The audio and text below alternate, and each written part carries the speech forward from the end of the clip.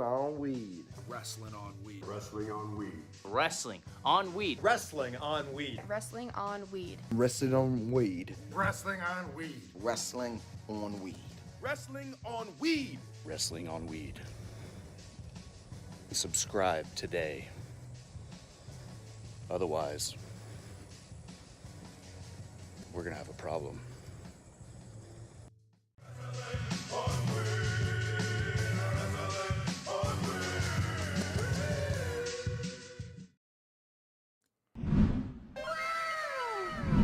What's going on, ladies and gentlemen? It's your boy, Mr. HD, in the building. You already know what it is, man. We here. We gonna talk about this epic Royal Rumble event or moment or whatever you want to call it, because I guess I wouldn't say the whole show was epic, but we had some pretty damn epic moments during the 2023 Royal Rumble match, or Royal Rumble pay-per-view, or premium live event, if you will. And we're going to talk about it all. Man, a lot of fallout as far as the news and things that happened, because WWE is definitely finding themselves in a pretty sticky situation. I'm interested to see where things go. But we're going to give all 5 matches that happened on the Royal Rumble a blunt rating. We're going to talk about who eliminated who and what happened and all that good stuff, what stories, because, you know, we're WrestleMania season, baby. It's officially here. It is time. You know what I mean? So we're building stories, and we always use the Royal Rumble to do that on the road to WrestleMania. So, yeah, overall, quick thoughts on the show. I thought the show had some extreme highs. Obviously, we'll talk about those. And it had some extreme lows. extremely low lows. Let's just, at least the lows look cool, I guess. I don't know. I don't know what happened. But the show started off, not surprisingly, actually, with the men's Royal Rumble match. I wasn't too surprised by that. Because it just makes sense, especially they did a pre-show segment with Roman Reigns telling Sami Zayn he was going to be joined, that they was going to be joined at the hip tonight. Like, you right here, you in my pocket, don't go nowhere. You know what I mean? Basically letting us know that Sami wasn't going to be in the Royal Rumble. You know what I mean? Unless Roman Reigns was, about to be in the Royal Rumble, Sami Zayn wasn't going to be in the Royal Rumble. So they got that out the way early, you know what I mean? So those expectations were kind of out the window early. So everybody kind of knew who was going to win at that point, you know what I mean? And the reason they did this, we'll talk about that in a minute. Yeah, first thing we got on the show, the first big surprise we got on the show was Pat McAfee, the one and only Pat McAfee, showing back up on WWE TV, which I am extremely happy about. That man is a joy to listen to on wrestling commentary. He's a joy to listen to, period, because I watch his podcast as well, the Pat McAfee Show. No, it's Sunday, so it's Monday. So yeah, I think his show just went live, so it's probably not good to compete with this show at this point, but he's not talking wrestling. I am. Well, he probably is too, since he was at the Royal Rumble 2 days ago. But anyways, Pat McAfee show back up to the surprise of Michael Cole and Corey Graves, I think. I don't think they thought he was going to be there. Michael Cole was hyped like a little kid. You could tell they're like actually friends outside the shit, because Michael Cole is rich, and he's kind of the lead. It feels like when Pat's around, even with Corey on a lesser level, it feels like he lets his guard down, because Lord knows if we did commentary blunt ratings for pay-per-views or premium live events, commentary would got a 5 for the Royal Rumble. They were absolutely hilarious all night, especially with the Banger Bros. Like Pat McAfee just being lost on everything that's happened over the last few months and coming back like, yo, what's Lacey Evans doing? Did she change back? Like, bro, she's changed like 6 times since you left. So just get used to that. That's kind of what she does. He's just lost on everything. The Banger Bros, the brothers of Bang, as he it was completely hilarious, man. I love Pat McAfee. These 3 together, oh my goodness.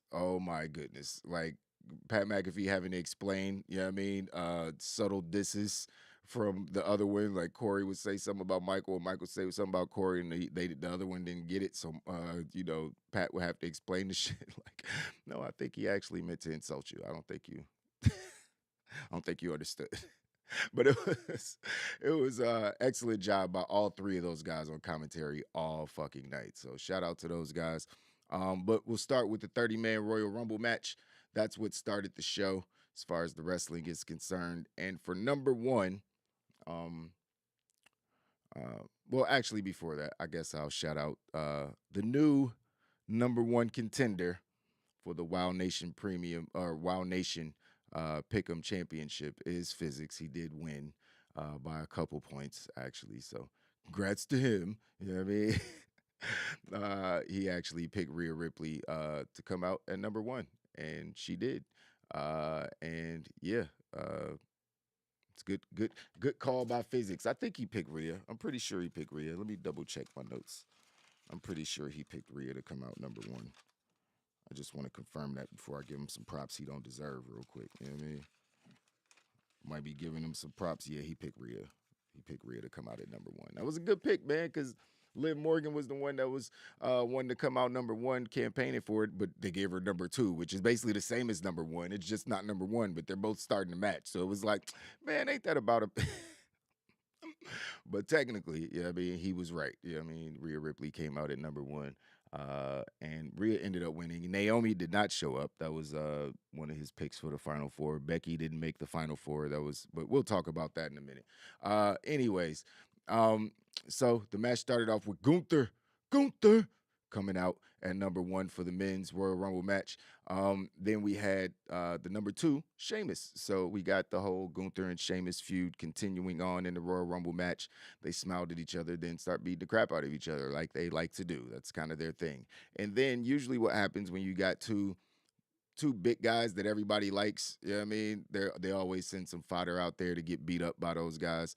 And this time it was The Miz. I think it's his 14th Royal Rumble, so I'm sure he's played this role before, going out with two guys that everybody else likes and want to see him get beat up. So he got beat up. Kofi Kingston came out next. Johnny Gargano came out. The Miz got eliminated by Sheamus at that point. Xavier Woods came out. Woods and Kingston were out there doing a tag team thing. They were acting like they were going to do a standoff. Then they start rubbing each other's asses. I was like, nah, who's that funny to? I mean, all right, I guess. You know what I mean? But then we had Karrion Kross come out, Chad Gable come out, Drew McIntyre came out. So you got the Brothers of Bang officially in there, working as a tag team the entire time and doing a great job of it. Like, I enjoyed them working as a tag team in a Royal Rumble match, probably more than anybody I could think of that's ever worked as a team. You know, you always get, makeshift teams during the Royal Rumble, people teaming up to get other people out and stuff like that. Or you'll see tag teams in there like the New Day, who were also working together really well. But the focus was really on Drew and Sheamus and how they were trying to keep each other from getting eliminated and stuff like that. So Karrion got eliminated by Drew after that. Karrion was only in there for like 3-4 minutes. He wasn't even in there that long. Then we got Santos Escobar, Angelo Dawkins, who shouldn't have been in the fucking Royal Rumble. He's a tag team wrestler. Like, they not even number one contenders for the tag team championships. Why is he in the Royal Rumble? I hate when they put tag teams like this in the Royal Rumble. Drew and Sheamus makes sense. Having the New Day and fucking, I almost called them the primetime players. Oh man, Angelo and Montez in here, you know what I mean? Like, that don't make no sense. So it is what it is, though. Xavier Woods got eliminated by Gunther. At that point, Kofi eliminated himself. Trying to do a fucking chair spot. This is the second year in a row that he botched that shit. He posted on Twitter or Instagram somewhere. He's like, well, the universe has spoken. And yes, it has. Stop doing that shit. It's played out. Yeah, I mean, once Naomi started doing it too, and it's just like, all right, man, we get it. Just do the easiest thing possible to keep yourself in. We don't need no more saving yourself on the chair or the guardrail or whatever. It's played out at this point. So hopefully that spot can either be transitioned to someone else or at least Kofi just be done with it. After that, we got a surprise entrance. Well, it wasn't really a surprise. It wasn't a surprise because he said it on SmackDown. What's up, Will Wilkerson? What's up, Arvin Dore? Hopefully I'm pronouncing that right. I'm sorry. What's up, guys? Appreciate y'all being here. Wild Nation gang. You know what it is. But yeah, Kofi eliminated himself, like I said. Then we got Brock Lesnar entering the Royal Rumble at number 12. Santos, he just came and just started throwing people out because he's Brock Lesnar. Santos went bye-bye. Angelo went bye-bye. Chad Gable went bye-bye, all at the hands of Brock Lesnar. Then at number 12, we got Bobby Lashley. So there's another feud immediately injected into the Royal Rumble. We're obviously going to continue that feud probably on the WrestleMania, I would assume. But Brock Lesnar got eliminated by Bobby Lashley pretty quickly. So Brock Lesnar was in the Royal Rumble for like 2-3 minutes as well, which is a major surprise. But it was great for the story. Brock, Bobby Lashley was like, "Yeah, bitch, got him." You know what I mean? Yeah, that was funny. And Brock was pissed. He like picked up the steel stairs and slammed them on the commentary table. He's reckless with those stairs, man. He's dangerous. But after that, Corbin came out. Corbin's number hit. And as he was about to enter the ring on the ramp, Brock Lesnar beat his ass. F5'd him on the outside of the ring, and he's laid out, and Brock walked off. And then Seth Rollins came out at that point, and he saw Baron Corbin sitting there as a pile of putty, and he picked him up and threw him into the ring and threw him out the ring. So Baron Corbin was technically in the Royal Rumble for about 10 seconds. I mean, didn't break Santino's record or anything, so good for him. What happened after that? So Otis came out after that. You know what I mean? Mr. No Neck himself. You know what I mean? And he's clear. Alpha Academy's clearly going babyface because he was doing he was humping the air and doing the worm, and he's being Otis, the old lovable Otis that people like from back in the day. So, he's they're going to be baby faces, which they should be at this point because Chad Gable's amazing. Otis is great. You know what I mean? They're great as a tag team. Just make them babyface. And Rey Mysterio came out. Oh, no, he didn't. He did not come out. His music played, but he didn't show up. So we're one person short in the Royal Rumble. So it's 29 men facing off for the chance at the championship. But Bobby Lashley got eliminated surprisingly by Seth Rollins. He wasn't paying attention, and Seth ran up behind him, dumped him over the top rope. So Bobby's pissed.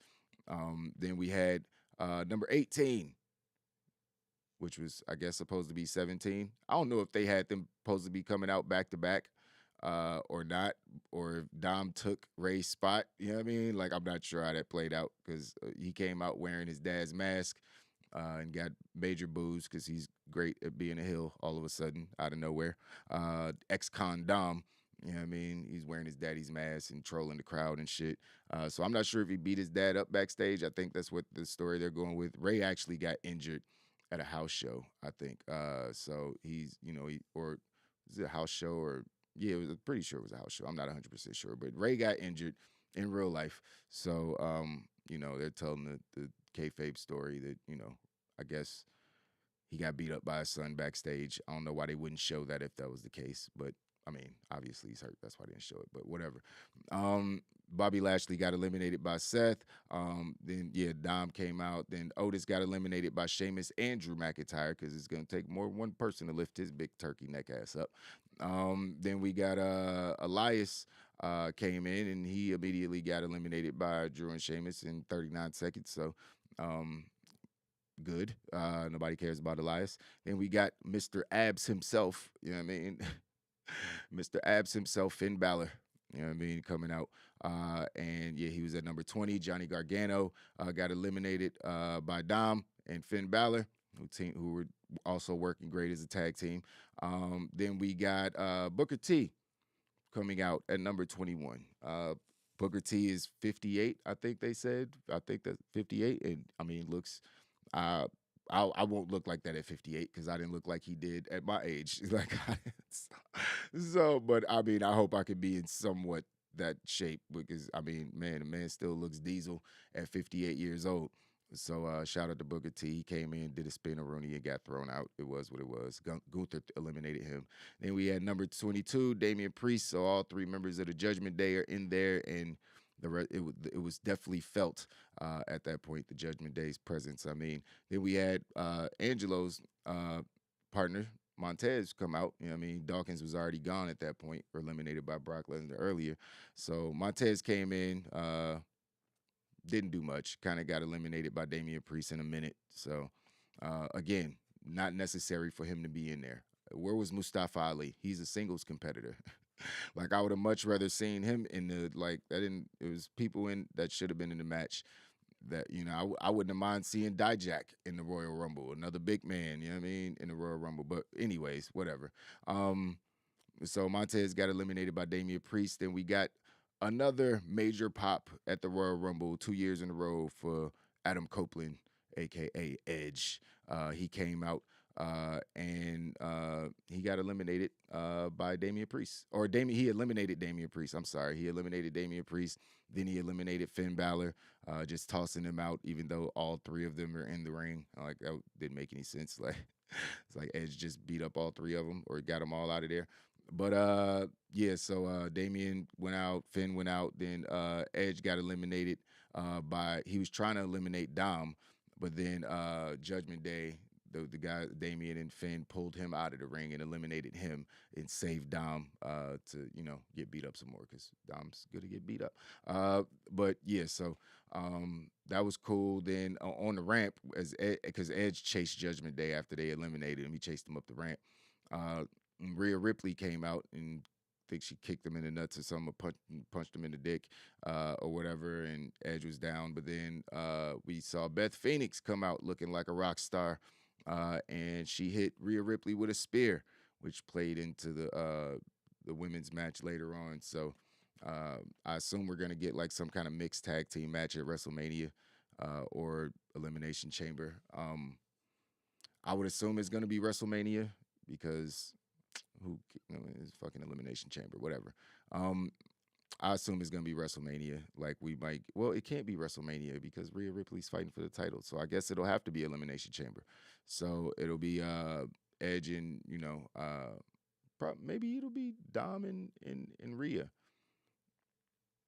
Maybe it'll be Dom and Rhea. That would actually be. I think that's what I'd rather see: Dom and Rhea versus Edge and Beth. So who knows? We'll see how it plays out. But after that, Austin Theory came out at 25. Amos came out at 26. Then Braun Strowman came out at 27. Amos was in there dominating. Like, nobody could touch me. He tossing everybody around. Nobody could really do nothing with him. Sheamus, Drew, nobody could do nothing with him. Yeah, Braun Strowman came in, got in his face, and then he was able to eliminate him. He said, "Get your big ass out of here." And Amos he's a true giant. Like, man, Braun Strowman looks super regular standing next to Amos. That man is, I guess, as Gruss 512 would say, Amos is inevitable. He is an attraction. I got to give him that. But then Sheamus got eliminated. Oh, no, we got Ricochet coming out. So you had the big little tag team, Braun Strowman and Ricochet, who are they're fighting for the tag team championships, I think, against the Usos, if I'm not mistaken. I could be wrong about that, but on SmackDown, but we'll see. Then Sheamus got eliminated by Gunther. Drew McIntyre got eliminated by Gunther at the same time. So, they were kind of sitting there like, damn it, we did all that work because they were trying to save each other. They kept trying to save each other, but in the midst of doing that, Gunther got them both out. Then at 29, we got Mr. Crypto Scam himself. Mr. Don't Trust Anything I Say himself. Mr. I'm going to sue you and then apologize the next day himself. Logan Paul, who finally is in his natural state because he came out being a douchebag heel, you know what I mean, playing it up to the crowd and taunting the crowd and stuff. And, he came in, got in the ring, like, what's up? And talking shit to all the wrestlers and shit, even though everybody knows he's the new guy. And, you know what I mean, he's still earning his stripes and shit. But, man, I mean, he's born to be a pro wrestler. Let's just say what it is. Like, he might not be that great of a person. You know what I mean? If you invested in his crypto stock, like, you're the dummy. You know what I mean? Because, you know what I mean? You invested with people. Just because someone's a millionaire don't mean, or bill how much money you got don't mean they trying to make you one. They get that way from scamming people like you. And so if you did it to yourself. But, it is what it is. But he's definitely been in the midst of a lot of controversies. And I wonder how it's going to play with Bad Bunny that Logan Paul is a big part of WWE now. Because yeah, they have their own issues that I'm sure that I'm not sure are resolved in real life. So Logan Paul came out. Then Cody Rhodes came out at number 30. There was this crazy spot that fucking Ricochet and Logan Paul did. They did springboard clothesline. I don't even know what their intentions were. They were on the opposite sides of the ring talking shit to each other, holding the ropes like, oh yeah, oh yeah. Like Ricochet said, you like to do springboards? Oh, you like to do springboards, bitch? Do one right now, then. So they both perfectly timed, did a springboard and met each other. They were high as shit too up in the ring. They both of them got hops and they just like collided, clotheslined each other in the middle of the fucking air and splatted on the ring. That is pretty. Got the holy shit chant because it deserved it. That was a pretty awesome moment. Shout out to Logan Paul for being willing to put his body on the line. The man did a flying elbow off the top rope onto the announce table while filming himself on Instagram or TikTok or whatever the fuck they be on. And then he does shit like this. Like, this is dangerous. Like, the collision is dangerous. The landing could be dangerous. There's other people in the ring. Like, you could slip on the ropes, ask Kevin Owens. Like, there's all kind of things can happen. So, very impressive showing. Sorry about that. Very impressive showing by Logan Paul. You know what I mean? So I hope he stays around. He said he loves WWE on social media right afterwards. So I hope he sticks around. Just, be a great bad guy, man. You know what I mean? Somebody who could talk shit, hold their own in the ring with the best guys out there. He eliminated Seth Rollins, which was just like, what the fuck? So potentially a Seth Rollins and Logan Paul match at WrestleMania, which would probably be awesome. You know what I mean? I ain't gonna lie. It's probably gonna be awesome. Seth gets to be the baby face. Logan came out as a heel during the Rumble, so the dynamic is there. It'd be kind of awesome. You know what I mean? But Austin Theory eliminated Ricochet right after that shit. Braun Strowman got eliminated by Cody Rhodes, who had just came in. Austin Theory got eliminated by Cody Rhodes as well. And we had a final four of Cody Rhodes, Gunther, Logan Paul, and Seth Rollins. Yes, Logan Paul is in the final four of the Royal Rumble. Whatever. It worked. I mean, they could have done this earlier in the Rumble, but whatever. It worked. And Seth got eliminated by Logan, like I said, and Seth was super surprised. Logan sitting there taunting him. But then Logan got eliminated by Cody Rhodes right after that. But then Gunther and Cody Rhodes had a 5 to 10 minute banger. And when I say banger, I mean Cody's chest got banged with the palm of Gunther's hand a whole lot. I thought his other titty was gonna fall off at one point. Like, it was, his chest was almost as red as it was at Hell in a Cell. It was bad. It was Gunther was beating the shit out this dude. Like, he was smacking the hell out his chest. But he ultimately couldn't get Cody down for the count, and Cody was able to get him over the top rope for the victory. Very predictable. Me and Physics picked Cody to win the Rumble. It was very, very predictable. Even if Sami Zayn was in it, this is just the story we all knew they were trying to tell with the video packages. It all worked out. It's probably better that Cody hasn't been around because we haven't had to see him feud with like The Miz or somebody that, do you know what I mean, that could possibly downgrade his hype. But the thing is, it feels like it kind of happened anyway, because the thing that's downgraded the hype or simmered the hype for Cody Rhodes is every fucking thing Sami Zayn is doing. Like, there's no question about it. Sami Zayn is in genius mode right now. We're going to get into that more in a minute after we talk about some bullshit. But, man, the pop wasn't as loud as it should have been for what they've been building to and for what the pops Cody was getting before he got injured. And, it just felt like everybody was waiting to see what was going to happen with Sami.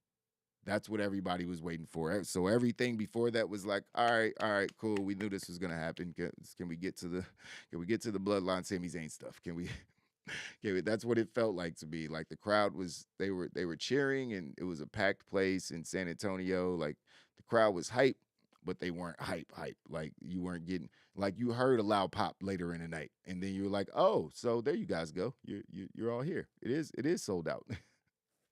Now it sounds like a sold out. So when you hear that pop, then you realize how much the rest of the night they weren't really popping for shit. But let's talk about this bullshit. I gotta get a sip of my juice before I talk about this bullshit because there might be a rant.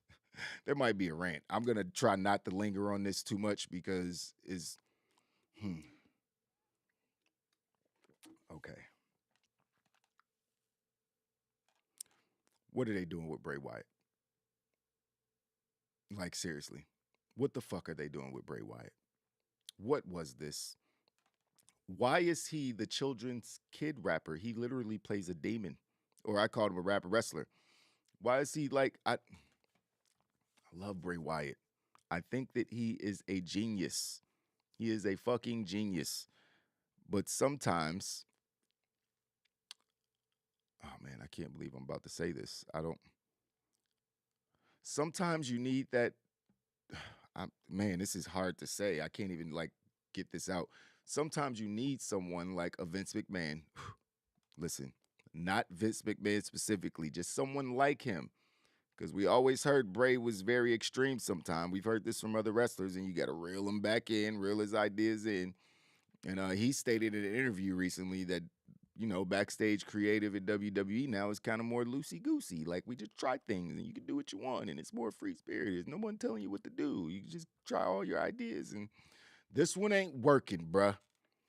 This one ain't working. Let's start with the match.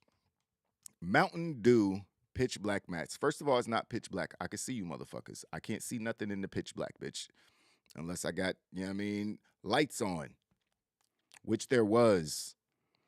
Because I knew this is exactly what it was going to be. I should have said it on the show. I might have, I don't know, on the last stream we did, but I knew this is exactly what it was going to look like. It was going to be a bunch of neon Mountain Dew bullshit in the dark. So it wasn't going to be pitch black. This is what I assumed from the beginning it was going to look like. But I didn't think it was going to be so stupid. They had like neon confetti. Why is there confetti? He's fighting a demon, a schizophrenic, multiple personality disorder having demon. Why is there confetti? Why the fuck and where the fuck did you get glow-in-the-dark kendo sticks?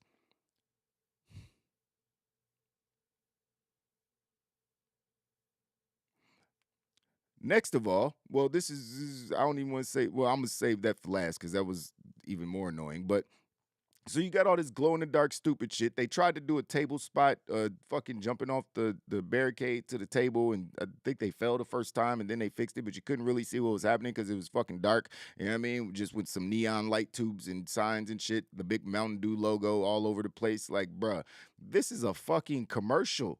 Y'all could have just did a commercial. What is this? There's nothing scary about this. Bray's glow-in-the-dark fucking tattoo ink was dope. Like, he looked dope. Bray always looks dope. He always got the fire ass costumes whenever he doing whatever gimmick. Like, all the shit is fire. You know what I mean? Like, as far as the aesthetic and how it looks, he looks anyway.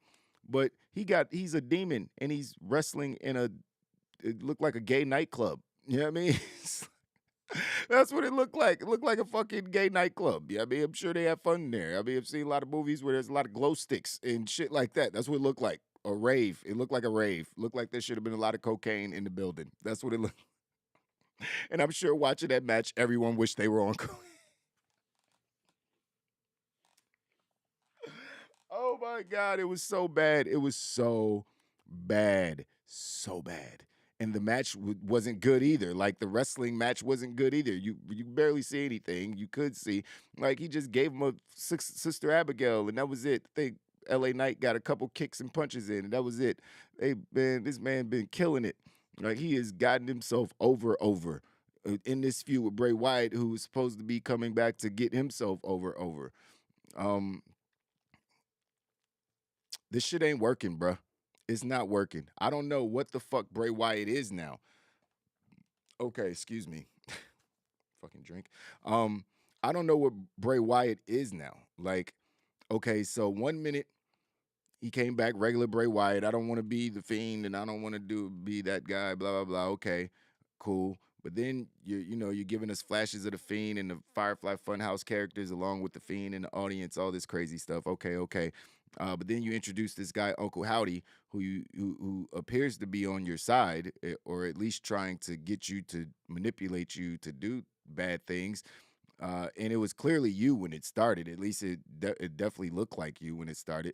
But then all of a sudden it changed to somebody else because you said you're not Uncle Howdy when you start feuding with LA Knight, and then he was trying to prove you wrong. So then some other guy shows up as as Uncle Howdy, and now Uncle Howdy is giving you to Sister Abigail. So are you not cool, Uncle Howdy? Is he on your side? Is he against you?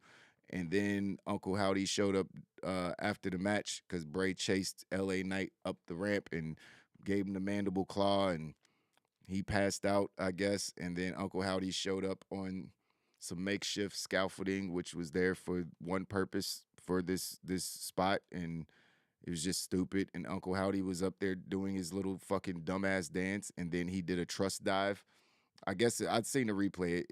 He had his elbow out. I guess he did an elbow. He was trying to do an elbow, but he was like basically falling backwards. It just looked like Kofi Kingston's trust dive, and he completely whiffed by like 5 feet. saw the fan footage. I was like, wait a minute, that's LA Knight is like scooting over, trying to get under him. So just in case they get the overhead shot, which thankfully they didn't show during the pay-per-view.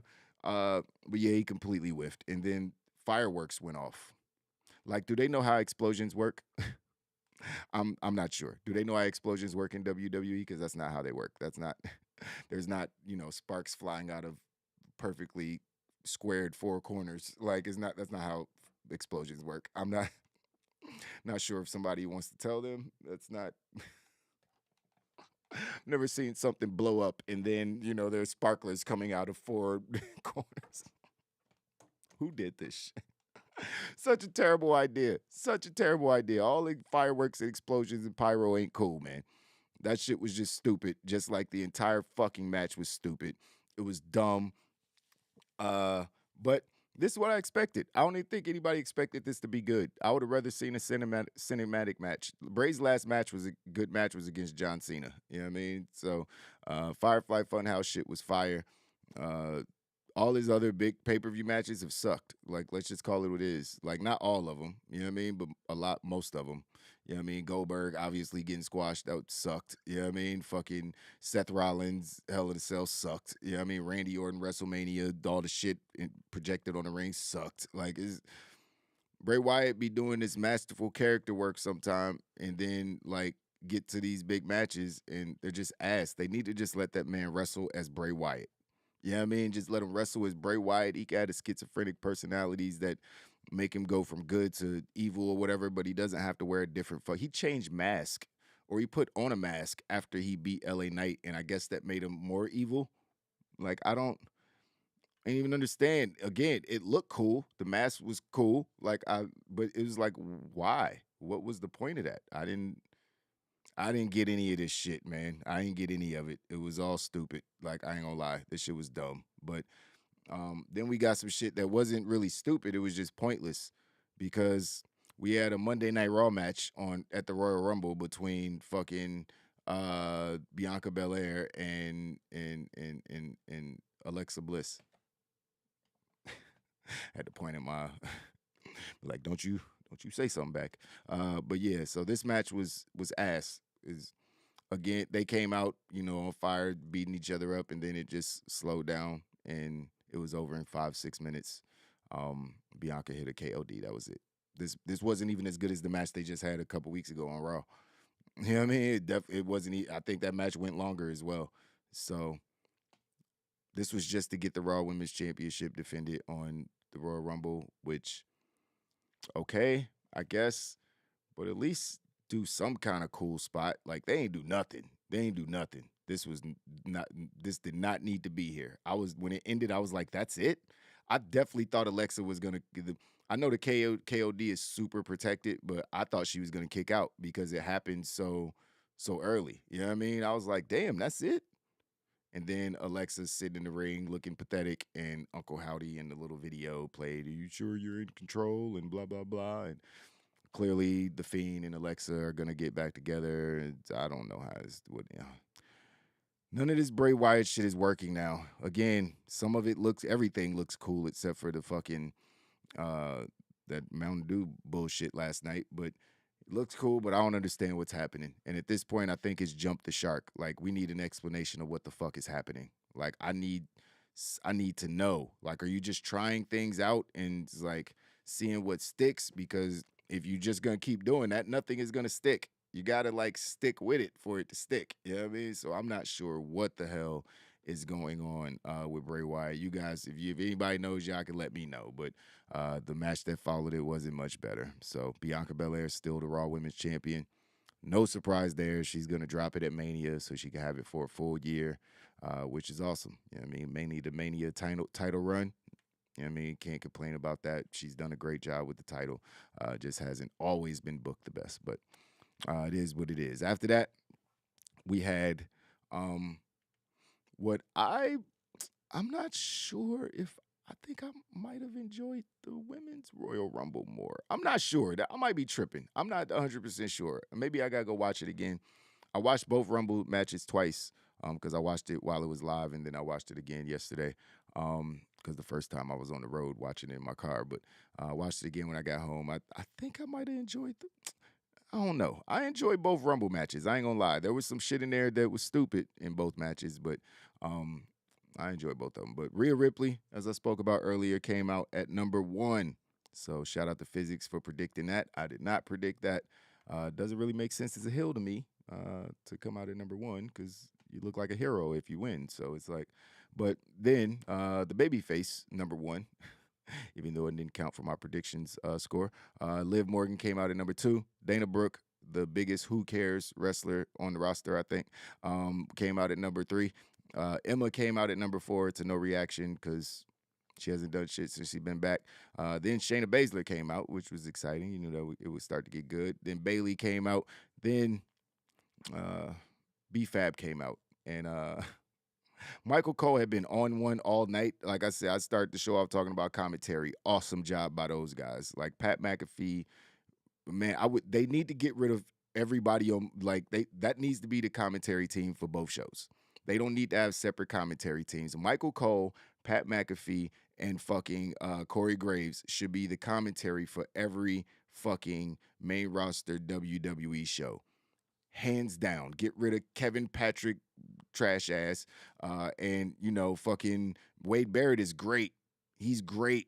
He's actually great, but I would rather have him fill in for Pat McAfee like he's doing on SmackDown when they can't have all 3 of those guys. But that needs to be the commentary because they added a lot to the show as far as jokes and hilarity, and it was great. You got Corey Graves that could do who's great at color and play-by-play. Michael Cole's great at both too.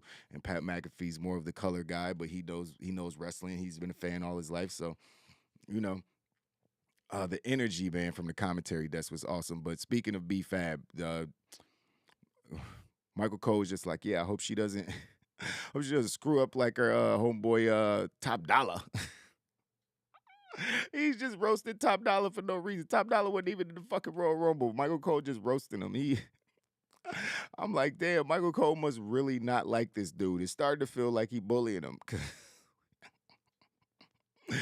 So he's going at Top Dollar again. B-Fab got eliminated immediately by Rhea Ripley. Like, get the fuck out of here. What are you doing?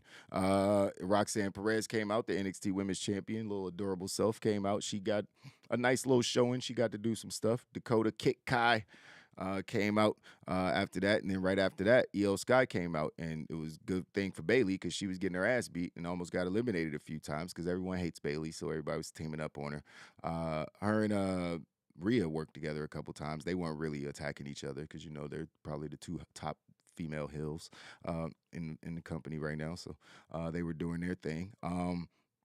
Then Dana Brooke got eliminated by Damage Control because all 3 of them in there now. Emma got eliminated by Dakota Kai and Damage Control. Roxanne Perez got eliminated by Damage Control. Then we got returning from a broken nose. done by Shayna Baszler. We got Natalya coming in at number 11. Candice LeRae came out at number 12. Shayna Baszler got eliminated by Natalya. But commentary said it was damage control. I can't really, I don't really know. I ain't pay attention that much. Natalya was eliminated by damage control after that. Then we got one of my favorite women's wrestlers in WWE, someone who I as soon as I saw her, I was like, she's got it. She, whatever she I don't know who she is, but she's got it. You know what I mean? That was Zoe Stark coming out looking extra buff. You know what I mean? She looked like she could fight some dudes. You know what I mean? But I would love to see Zoe Stark versus Rhea Ripley or any of these top women on the main roster. She needs to just get called up after Mania. So Zoe Stark came out at 13, and we got the samurai, the female samurai Xia Li coming out. I don't know if that might be completely wrong. She might be a ninja. I don't fucking know. But ninjas and samurais are different, right? Somebody let me know. I'm not sure. We got Candice LeRae being eliminated by Io Sky. Damage Control is just throwing everybody over the top rope at this point, running the whole show. So then, of course, we get the man, Becky Lynch, coming out at number 15, and she stomping to the ring. She got beef with Damage Control, big time beef. So she come in and she just makes a beeline for them. Bailey sends Dakota and Io out to attack her. She gets rid of both of them outside the ring. They're still in the match though, but she beat them up outside the ring, got in the ring, faced off with Bailey, and then they start going at it. We got Tegan Knox coming in at number 16. Then we got my favorite part of the entire Women's Royal Rumble. By far, hands down, not even close. We got Asuka Kana. That's what I'm going to call her from now on. Asuka Kana. Kana Asuka. Or maybe I like that better. Kana Asuka. You know what I mean? We got Asuka coming out with a fire-ass Japanese mask. You know what I mean? One of those warrior masks that they be wearing. Shit look fire. You know what I mean? The lion face on it, whatever, some cat. But the mask was dope. Then she, got towards the ring and took the mask off, and she had the murder clown makeup on.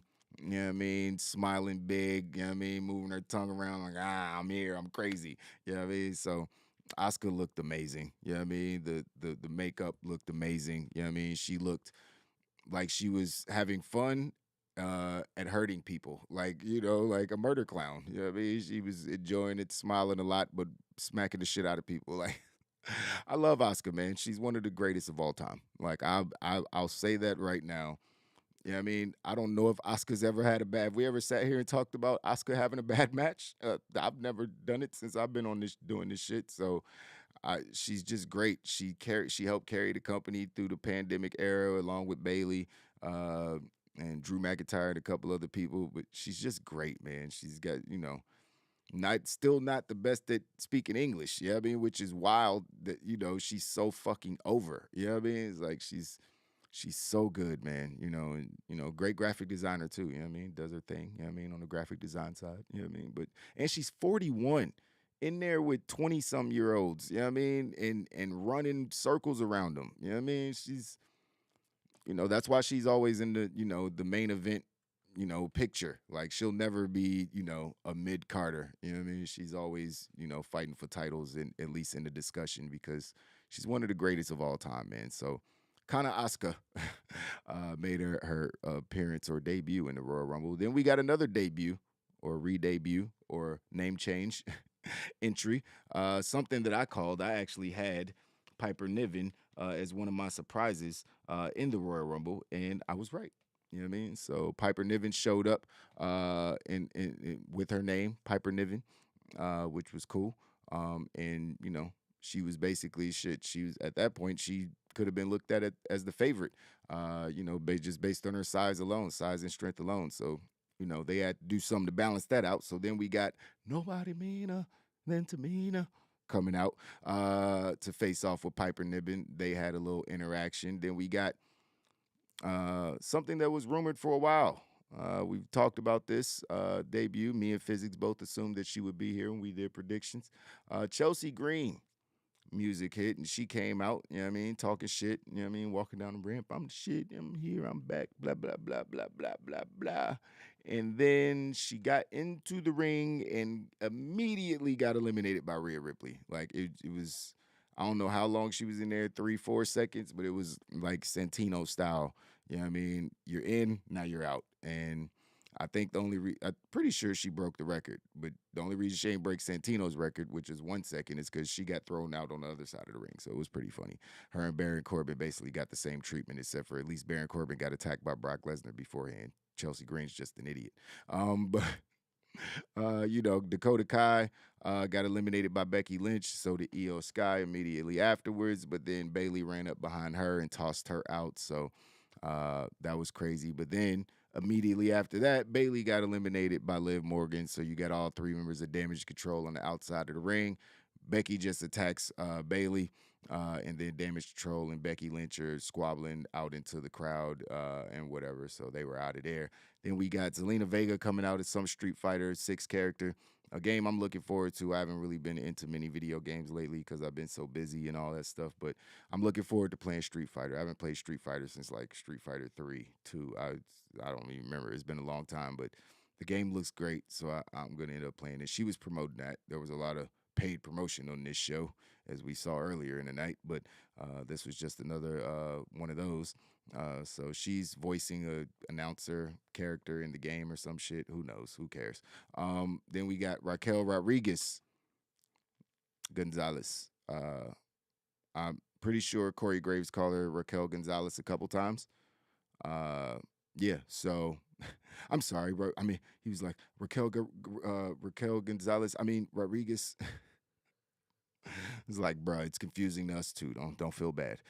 Then we got Mia Yim. Still confused. I guess she's officially Michin now. It's just what it is. Mia Yim's a much better name. Michin is stupid. It's crazy in Japanese. Whatever. Then we got Lacey Evans coming out, the female version of Big Show. I'm pretty sure she changed gimmicks 3 times on her way to the ring. So she's like, I'm a heel. I'm a babyface. I'm a heel again. I'm here. I'm a babyface. She has the most schizophrenic character. She's basically Bray Wyatt. Yeah, I mean, the female version when it comes to that. But Lacey Evans came in talking shit, blah, blah, blah. She did a little bit. But then we got Michelle McCool, who was pointed out earlier, sitting in the audience with her daughter watching the match. It was kind of obvious that she was going to be in it. Why is she just sitting in the audience with her? Physics actually predicted that she would be in it. So, I agreed because she's always in the Rumble because she's still in great shape, can still wrestle, and still looks the part. So she got up out her audience seat and got in there and wrestled in some Uggs, you know what I mean, in her street clothes. And she eliminated Tamina. So, hey, Tamina's, sure she'll be in the title pictures. No, she won't. Then we got Indy Hartwell, who should have been on the main roster because her entire group is on the main roster. I'm not sure why. She's the only member of The Way that's still in NXT, but hey, it is what it is. Hopefully this means she'll be getting a look on the main roster soon. But she came out. Then we got Sonya Deville coming out. And then we got Zoe. Oh, yeah, Sonya came in and immediately eliminated Zoe Stark, told her to go back to NXT. Go back to NXT, honey.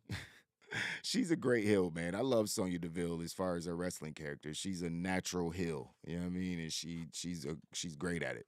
You know what I mean? Zelina Vega got eliminated by Lacey Evans after putting the Cobra clutch on her, then just dumping her in the most unsafe way possible onto the outside. She dropped her like 10 feet onto the fucking outside and she just splatted on the ground. I'm like, damn, man, protect your fucking, teammates, man. God damn, what are y'all doing out there? But then Sonya Deville eliminated Indy Hartwell. Shotzi came out at 28 at that point. Nikki Cross came out at 29, did her best Michael Johnson impersonation and sprinted all the way to the ring. And then we got, this is where it just went off the rails for me. And this could have been cool if I didn't see a fucking t-shirt on the internet and them talking about she's officially been re-signed because I was terrified. I was scared. I was scared for everyone. Do you know? I wonder if anybody else had that feeling when they heard her music hit. First of all, and speaking of botching shit, you know what I mean? They botched her entrance. Like, why'd her music play before the countdown timer? That's not how that's supposed to work. Like, there was no countdown. There was no people looking towards the ramp, 10, 9, 8. There was none of that. You know what I mean? It's like the people standing up looking, like, none of that. Her music just hit. And then they went over, they just switched it to put number 30 on the board. Like, oh, yeah, we forgot to do the countdown timer. Oops. You know what I mean? So it was weird. And how they were even shooting the entrance for the Royal Rumble was weird the whole night because they weren't showing people walking out of the curtain. So they were just, hitting their music and then they would cut over and the person would already be standing in front of the ramp or whatever. But whatever. That's Nia Jax's return, man. I'm not a monster. You know what I mean? I'm not that shit. As soon as that shit hit, I was like, oh no, it's actually happening. I immediately got scared for everybody in the ring. Not because she's going to be shot to the top of the card, not because, she's going to out wrestle everybody or bury people, simply because I don't want anyone to get hurt. Like, I just genuinely feels like she's just one slip up from hurting somebody in a very major way. And she terrifies me. You know what I mean? So I don't be one to see people take. Becky's the only one that should be thanking her for hurting her because that should add it to Becky's whole the man character at the end of the day. But it's hurt a lot of people, man. So everybody be safe out there. But she came in and was talking big shit. She was talking big shit. Fuck you, bitches. She was the one thing about WWE. I don't know if this is because they was on pay-per-view, but they've been letting the cursing go a lot. Because there was a lot of cursing, you know what I mean, on the show. Like, we got shit, and pretty sure I heard an MFer on there at one point. Like, they don't care no more. I mean, as far as, pay-per-views, I guess, concerned, I got to pay attention more on the weekly shows, but they were letting it rock last night. They weren't bleeping shit, so that was cool. You know what I mean? But Nia was in there, all you bitches, fuck all you bitches, I ain't nobody shit, I'm back, I'm running this shit, blah, blah, blah. So then they all just jumped on her. It was like 11, 12 of them in the ring. They all just jumped on her.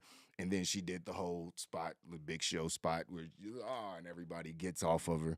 You know what I mean? So that was cool. You know what I mean? But then, she started beating some people up. At that point, Lacey Evans got eliminated by Raquel Rodriguez, who was still in the match. Sonya Deville got eliminated by Asuka, who was still in there doing great shit. Michelle McCool got eliminated by Rhea Ripley. Shotzi got eliminated by Michin. Michin got eliminated by Piper Niven. Piper Niven had a really good showing. Her and Raquel Gonzalez faced off, but Piper Niven got eliminated by Raquel. Raquel Rodriguez got eliminated by Rhea Ripley. And then we had a final four of Asuka, Liv Morgan, Nikki Cross, and Rhea Ripley. Why the fuck is Nikki Cross in the final four of the damn Royal Rumble, man? Like, Raquel Rodriguez, just let her be in the final four. Let Piper Niven be in the final four so I can win the predictions, man. I had Piper in the final four and she got eliminated like final six or seven. But Raquel Rodriguez should have been in that spot, man. They're in San Antonio. She's from Texas. Like, it just would have made way more sense. Nikki Cross, nobody gives a shit about a Nikki Cross. She's changed gimmicks like 4 times in the last 2 months. She's trying to figure out what she's supposed to do. She came out with the pretty hair and makeup one week. Now she's back to old Sanity Nikki Cross. They made a bunch of Sanity references. It's just, I don't know. They just need to bring Alexander Wolf and Killian Dane back and put Sanity back together, give her something to do, because she's just, I don't know what she is at this point, but she should have been in the final four of the fucking Royal Rumble match. I know that much. Then we got Nikki Cross getting eliminated by Liv Morgan at that point. Then we had all 3 ladies, the final 3, Asuka, Liv Morgan, and Rhea Ripley, all on the ring apron at one time. They had all went over the top rope, and they're all fighting on the ring apron.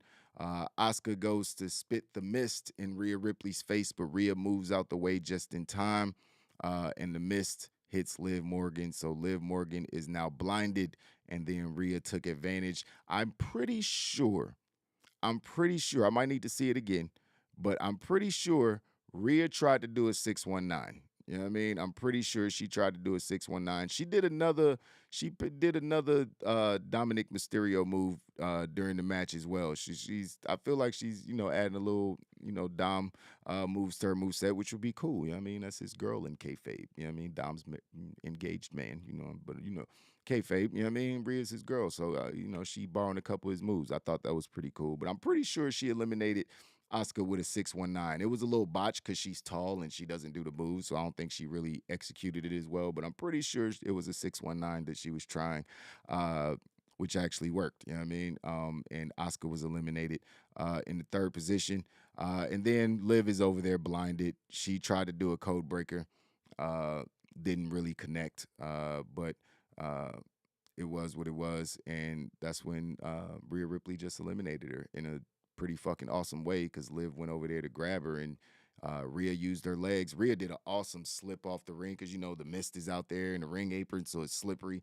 So she just kind of slipped off the fucking ring apron and almost eliminated herself. But then she grabbed the top rope and hung on and she was dangling. It was pretty fucking Shawn Michaels-esque, you know what I mean? Except for she added the slipping off the top rope part instead of being thrown over the top rope, which was pretty awesome. Because oh shit, she about to fuck up.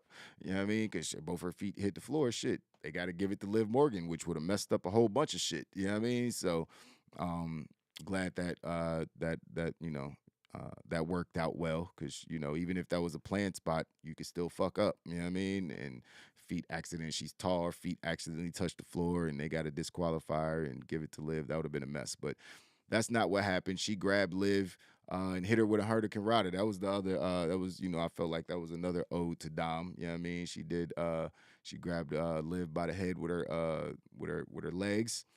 She got some strong legs. You know what I mean? She's a thick one. You know what I mean? She threw her out the ring with her legs, man, and Liv went splat on the outside. You know what I mean? Pretty tough bump there. But Rhea Ripley is your 2023 Women's Royal Rumble match winner. Enjoyable Royal Rumble, man.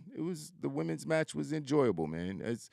I'm happy both Royal Rumbles. There was one, count 'em, one old school retired wrestler that was in each Royal Rumble match. Thank you, Triple H. That's all we asked for. That's why he went and rehired all these women so we can have a Royal Rumble match with people who should be in a fucking Royal Rumble match, not old retired motherfuckers who definitely ain't about to be fighting for the championship at WrestleMania. We had Michelle McCool and we had Booker T. That's it. That's what we got. We didn't get no 70-year-old dudes coming out there, nobody doing some dumbass spots that nobody cares about. We ain't getting none of that. You know what I mean? We got real, you know what I mean, wrestlers, people on the current roster or people who just got re-signed to the actual active roster in the Royal Rumble match. We had too many tag teams in the men's Royal Rumble match, you know what I mean? And they didn't play into the storylines. The only one that really did in the men's match was Sheamus and Drew. Didn't need the New Day, didn't need Street Profits. You know what I mean? There was a couple teams we ain't really need in there. You know what I mean? But, it was what it was. It all worked out. I thought both Royal Rumble matches were pretty decent. Enjoyable, especially seeing Asuka come out. You know what I mean? I love Asuka, man. I think Raquel Rodriguez did a great job of getting herself over a little bit more with the fans. I don't know if it's because they were in Texas or whatever, but she's super babyface, smiley. Kind of feel like she might have been getting ready to turn heel over the last few weeks, but seeing people don't respect how big I am. You know what I mean? So you never know. I think they're just trying stuff backstage right now, trying to figure out where everybody fits, and some people are figuring it out, and some people faster than others. But after that, man, I don't want to be here forever. We already been on an hour, but this is we got to talk about this, man. We gotta soak this one in. We have to appreciate what it is that we got to witness on Saturday night. Like, it's a moment in time. In my opinion, my humble opinion, that is the greatest wrestling story I have ever witnessed. I'm not sure I've ever been as invested in a long-term storyline as I have been with Sammy, Uso, Roman Reigns, the Usos, Solo Sikoa, Paul Heyman, and everything that's been going on with the bloodline. It's been the greatest story I've ever witnessed in wrestling. Like, it's a soap opera. It's like watching a fucking movie. You know what I mean? Like a real live action play, movie, whatever you want to call it. Like it was dope, man. But Kevin Owens came out. He's going up against Roman Reigns for the undisputed Universal Championship. Both did their entrances. I I won't call it. It is a standard match for these guys. They put on bangers. You know what I mean? They both wrestle their ass off. Monday Night Raw, SmackDown, pay per view. They gonna give you that same effort. Roman don't even wrestle that often outside of a pay per view, so you gonna get what you gonna get from him. And Kevin Owens just he puts his body on the line every time he's out there. Don't matter where it is. He just fought Solo Sikoa like 2 nights before or the night before. So it was like Kevin Owens is Kevin Owens. These guys, punished each other. The match didn't pick up till towards the end. So Roman Reigns shoves Kevin Owens. Kevin Owens knocks out the referee. Referee's AOP, or he's out. He's done. Out for the count. So no referee. Roman Reigns notices that, immediately gives KO a nut shot. You know what I mean? Then he looks over at Sami Zayn like, yo, give me a chair. And Sammy's like, yo, you told me not to do anything. I'm just out here. You told me not. He said, motherfucker, I'm telling you now to get me a damn chair. So he's like, so Sammy's like, all right, my bad. I'll go get you a chair. When he got him a chair, but then, his KO's like stumbling to his feet or whatever after getting punched in the dick. He's trying to get up. Sammy goes to give Roman a chair, and he's like, he thinks about it. He's like, should I do it? And then Roman's like, yo, what the fuck? And Paul Heyman's looking like, yo, what the fuck? Give him the chair. And then he's like, oh, here. And then at that point, Kevin Owens had got up. Roman Reigns turns around and immediately gets hit with a stunner. And of course, the ref is awake now. All of a sudden, perfect timing. So KO goes for the pin. And Lord Jesus, I thought this shit was about to be over. Oh my God, I thought it was about to be over. I thought Sami Zayn had just cost Roman Reigns the Universal Undisputed Championship of the planetary system. I thought it was over. Oh my God. But Roman Reigns kicked out of a stunner. Man, it was, that was scary. Like my heart almost cracked for Sami Zayn because he was about to die, even though he was killed a little later. But yeah, it was like, oh my God. Even Sami was like, oh, thank God. And, he was like pumping his fist like, all right, I'm still alive. They're not going to kill me. So, but after that, he had dumped Owens on the outside, right? So I just want to make this clear. This is one of my worst nightmares, watching professional wrestling, right? I'm always terrified. KGM Gruss, what it do? Was cracking, my guys. Wild Nation gang, you know what it is. Blue Wrench gang in the building. Yeah, so they're outside and Roman is beating the shit out of Kevin Owens at that point. It's like one of my biggest fears, yo. I always wonder what it would be like if a wrestler like hit his head on like the corner of the ring steps. Yeah, I mean, like that's one of my biggest fears. Like, and I guess Roman Reigns was in my head, and he was like, "Yo, you want to see it? You ever seen a dead body?" I was like, "Nah, I want to see a dead body." He was like, "Bet, I got this guy, Kevin Owens. Check out what I'm gonna do to him."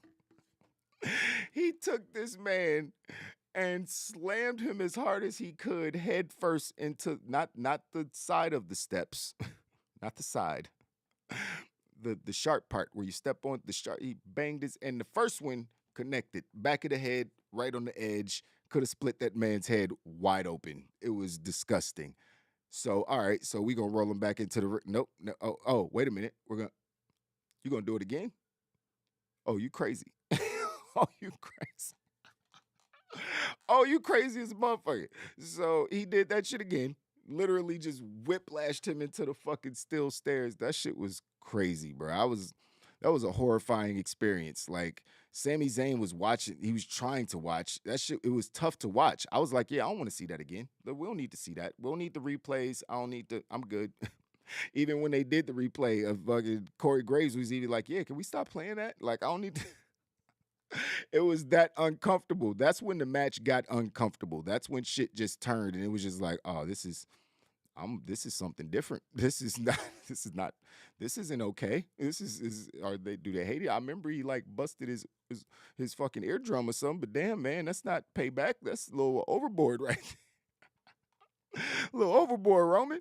But yeah, so he did that, and then he fucking speared him through the barricade because Kevin Owens is just out of it. He's just done at that point, and he's crawling up trying to get Sammy's help, or just like reaching out to Sammy's just like, yo, stay the fuck down, bro. It's over. You're dead. Just stay down, please. It's over.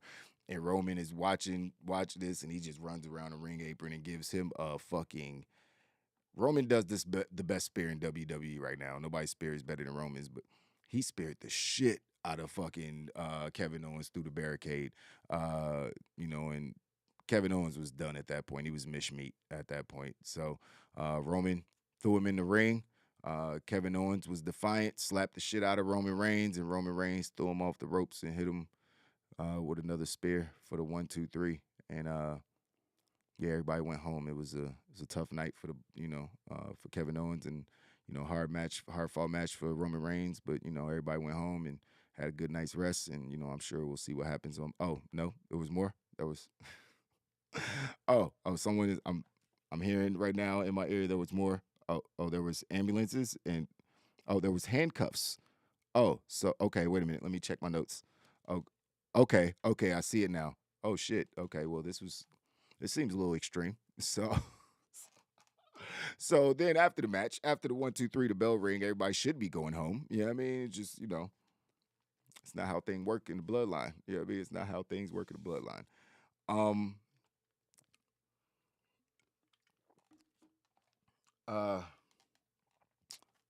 Roman Reigns, or Jey Uso, excuse me, was about to put the lei, which is a little flower necklace that they wear in Hawaii. I've been to Hawaii 3 times, so I am familiar. It's the little. He put the lei on, and he's about to put the lei on. Roman was like, hold up, bro. They ain't the final test. It's like we got a little more to do. And then he said, Sammy pulled Sammy over so he can come next to him, and they looked over at Kevin Owens, and he was like, and the Usos was excited. They was like, bet. And they beat the dog shit out of Kevin Owens. This was an uncomfortable ass beatdown. I can't even think of what beatdown. If any of you guys can think of a beatdown that was this uncomfortable, I can't really think of one. This shit was they handcuffed this man. This is already after beating the shit out of him for 5 minutes. They handcuffed him to the top rope, both his arms, like he was being crucified, literally being crucified in the ring. And you want to talk about a super kick party? This was something different. This was a super kick assault. This was murder by super kick, death by super kick. This is what this was. They kicked him in the face. I think I counted 13 times, maybe 14 with the last one that Jimmy gave him before they left. But they super kicked this man 13 times, 12, 13 times. It was, okay, that's a good call. Hey, that's a good call. And that was actually during the match. That was more uncomfortable because, yeah, loaded chair shots. That was more uncomfortable. This was second. That I can't watch that match again. That was, his kids were in the crowd. That was gross. That was a horrible experience. Mick Foley shouldn't have done that. That was a good shout, Gruss. Gruss always got the facts.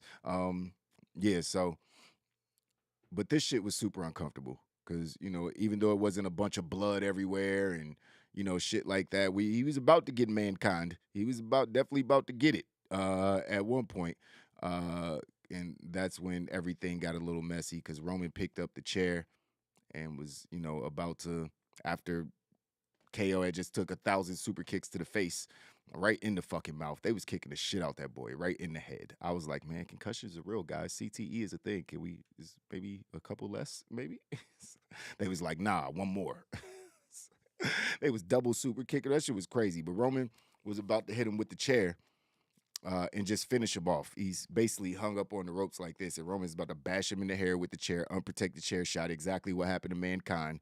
It just happened a whole lot of times to Mankind. It's like the most dangerous match of all time. Jesus, just thinking about that match just brings nightmares to my fucking brain. Ugh.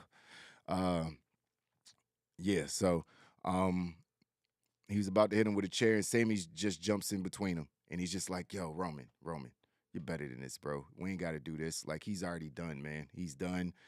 Just, you're better than this. You're the tribal chief. You're the universal champion. You ain't got to do this. This is beneath you. That's what he said. He said, this is beneath you, man. You're better than this. And Roman was just like, yo, what the fuck? And everybody's looking like, yo, it's like, what the fuck? You know what I mean? Jay sitting over there, you know what I mean? Conflicted. You know what I mean? He just wants to beat up Kevin Owens. He ain't got no problem with Sami Zayn. He just wants to beat up Kevin Owens. You know what I mean? He loves Sami Zayn. He showed that again in a minute. But Sami jumps in between him, and then Roman just does this. The man's going to Hollywood. All these motherfuckers go to Hollywood. Maybe not all of them, but Solo does the stoic face without breaking character amazingly. Jimmy did the slime ball. I'm going to pretend to be your friend, but I'm really just here for the boss type shit. And that was, man, this story has so many fucking layers. It's amazing. And that's what I said when I was watching. I was like, yo, there's so many layers to this shit. It's ridiculous. A 3-year story. Shit from 3 years ago is coming back into play now. You know what I mean? And what I mean by that is when Sami jumped in front of Roman, was just like, yeah, nah, chill. Roman was like, he looked like he was about to be pissed off. Then he was like, you know what? You're right. You should do it. And he handed the chair to Sami. Like, basically, here's the gun. Shoot your friend. And we've seen this play out in movies. I don't know what movie. I can't think of what movie right now, but we've seen this play out in some gangster movies. Like, nah, this is your initiation, motherfucker. You want to see how it's going to go down? You want to be a part of the family? This is what you got to do. Yeah, I know you fuck with him, but we don't fuck with him, so you got to get him up out of here. You know what I mean? You either with us or you're against us, and that's basically what Roman did to him. You know what I mean? And then Sami's just sitting there so conflicted, and it's where shit got messed up. Because it was like Roman was like, "Are you crying? are you crying?" And Sami's just like, "Oh." Paul Heyman's like, "There's no crying in the bloodline." I was like, "That's not true." I was like, "I see some tears," but yeah. So Roman started mushing him, like face mushing him, pot facing him. And Sami like got in his face for a minute. They went head to head for a minute, forehead to forehead. And Sami just backed down like, I'm sorry. It's just like, and then Roman's like, do it, pull the trigger. And Sami's like, all right. So Roman's like steps up a little bit and starts talking more shit to Kevin Owens. And Sami's got the chair, and it looks like he's about to do it. Then he puts the chair down. Roman turns back around, do it, pull the trigger. Then Roman turns back around away from Sami and looks at Kevin Owens again, and Sami picks up the chair, lifts it back, and smashes Roman Reigns right in the back with the chair. The pop, the crowd noise. Gruss, were you there? One of y'all was there, right? Gruss, you were there, right? You were there live. I'm pretty sure Gruss was there live, if I'm not mistaken. Correct me on that if I'm wrong, Gruss, but I think Gruss was there live. We had a Wild Nation member in the building for the Royal Rumble. If I'm not mistaken. But that pop, man, whoever was in that motherfucker they went crazy. They went absolutely crazy. And this is how you know that nobody got a pop earlier in the night. Not Edge, not nobody. I don't care how loud the crowd seemed at the time. It was nothing like what this shit was. Nothing like it. You know what I mean? It was insane. Yeah, Gruss was there. That's what I thought. Yeah, that's what I'm saying. That shit, boy, y'all went ham when that shit happened. I wish to God I could have witnessed that live. I wish to God I could have witnessed that live. That been like watching a play on fucking Broadway live. You know what I mean? With people getting hit with chairs and super kicks and shit. You know what I mean? If I'm going to watch a play on Broadway, it's going to be a wrestling themed play. And they could have threw this shit on Broadway and I would have enjoyed it just as much. This shit was amazing. It wasn't even over though. Because obviously, this is where the acting and the layers. Sami Zayn, knowing his fate has been sealed after he just made the decision he made for his friend. You know what I mean? A decision he didn't have to make, a decision he made because he knew it was the right thing to do. He knew what his fate was. He knew that he had just betrayed the bloodline. He threw the chair down, turned around, looked at Jay. Now, this is why it's so deep, because Jay had just vouched for him after Sammy had vouched for Jay, and Jay, all these different times, Jay finally came out and accepted Sammy as a brother, told him he loved him as a brother in front of the whole world. You know what I mean? Kept Roman from kicking him out the bloodline. You know what I mean? All these different things. And so, Jay, that Sammy is his boy. That's his fam. You know what I mean? So, Sammy turned around to him, threw the chair down, and was like, I know. I'm sorry, Oos. You know what I mean? It's like, basically just like I had to. You know what I mean? I had no other choice. And he just accepted his fate, man. And it was so dope, because they're both just like, no, why? Why would you do this? We just getting to the point we thought everything was perfect. And Jimmy just super kicked him right in the face from the side, too. It was like getting shot in the side of the head from somebody you don't know is coming, or you know it's coming, but you're not looking. So you just eat the shit. And I mean, even the sell on the super kick by Sammy was like lights out. You know what I mean? Like an unexpected kick to the face should do somebody. You know what I mean? Like, it was just like, and he just collapsed to the ring, and then Jimmy starts screaming at Jay, "That's your brother? No, I'm your brother." And then he just jumped on Sammy and started beating the shit out of him. And this got ugly. They beat Kevin Owens, but it felt more visceral when they were beating Sammy. Like, Solo came over, immediately hit him with the Samoan spike. Jay just beat the dog piss out of him. Roman was on top of him, beating the crap out of him. Like, it was ugly. And then it just got worse, because the crowd start chanting Jay. They put the hard cam on Jay, face shot, and Jay's just sitting in the corner. So once the crowd noticed that Jay is not helping, the crowd start chanting Jay's name, like, Jay, Jay, Jay. And so Roman immediately stopped. And I love how they're listening to the crowd now. I love how the wrestlers are listening to the crowd more and reacting to what the crowd is doing, and how the crowd is moving the story. You know what I mean? Because the crowd doesn't chant Jay, maybe they take another minute to even look over at Jay and continue the story. But the crowd start chanting his name. So they looked over at Jay like, bruh, what the fuck you doing? You know what I mean? It's like he over in the corner just like distraught. He don't know what to think. I mean, his homeboy, he just vouched for the dude. He say he saw the good in him. Just, kind of betrayed the boss dog. But he sat there, and as they looking at him, he just rolls out the ring and walks off. And they was like, yo, where you going? And then, Roman is just like, yo, you breaking up my family.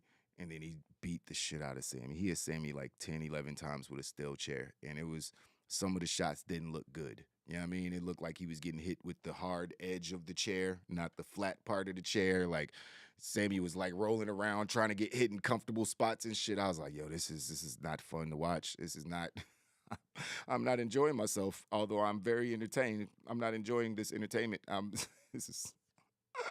I was scared, man. That was a beat down. So yeah, Jay's walking off. They show Jay walking up the ramp. Roman is still beating the shit out of Sammy, ripped his shirt off, and they're just lying there. Just Kevin Owens is still being crucified on the ropes, hanging off the ropes. Sammy is basically in a pile on the ground. Excuse me. And Jay's walking away from the family. Now, the reason, and this is when I was just like, yo, the layers to this story are fucking incredible. Like, do y'all realize what's happening? This is the definition of long-term booking. The definition. Do we remember how the bloodline started, ladies and gentlemen? Do we remember Roman Reigns doing this exact same shit to his own cousin? Jay remembered everything. Jay remembered Roman Reigns bullying him and mushing him and telling him, yeah, I mean, you want to be a part of this, you got to do what I say, and making him fall in line. Jay remembers when they had to fight in Hell in a Cell and he had to take that beating and get saved by his brother and multiple times. Like, Jay remembers that shit. Jay remembers. You know what I mean? So all that shit was probably flashing back in his head as they were doing the same exact shit to Sami Zayn, who has done nothing but try to help them. And Jay knows it. He played fucking footage in the fucking court segment. You know what I mean? He's like, Jay knows Sammy's with the shits. You know what I mean? He's with the shits. Just don't mistreat him. You know what I mean? And Jay saw that. He's like, bruh, you're the one that's wrong. You know what I mean? Speaking of Roman, like he's like basically with his actions, he's like, nah, you're wrong. You know what I mean? Sammy did the right thing by saving his friend. You were going too far. You know what I mean? You know, even though he just kicked him in the face 30 times. You know what I mean? But that was Kevin Owens. Like, Kevin Owens ain't Sami Zayn. You know what I mean? Sami Zayn chose us. You know what I mean? He chose to be down with the bloodline. That don't mean we got to murder his friend. You know what I mean? To make him, you know what I mean? To make him prove a point. Like, that's like the mental torture. Roman is, when he was screaming at him to attack Kevin Owens with the chair to hit Kevin Owens with the chair, he's like, I love you. He don't love you. Like, the mental manipulation is like a what the hell type of therapist did they have write this segment? This is like some, like, I was getting upset. I was genuinely getting upset. Like, man, stop gaslighting him. It's bullshit. You don't love him. You don't love him. That shit was so crazy, man. It was, man, the acting and just every word.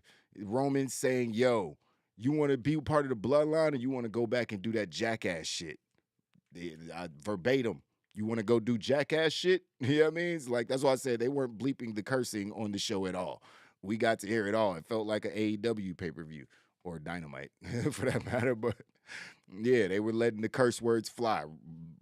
Fucking Nia Jax was throwing F-bombs and all curse words all over the place. They heard shit multiple times on the show. I was like, okay, it's a different type of show tonight. We got a different type of show. It was rated R last night. This show, that beatdown was definitely rated R. You know what I mean? So this shit, man, we went off the air with those guys just standing tall over Sami Zayn and Kevin Owens after the beating and watching Jay walk away from the family.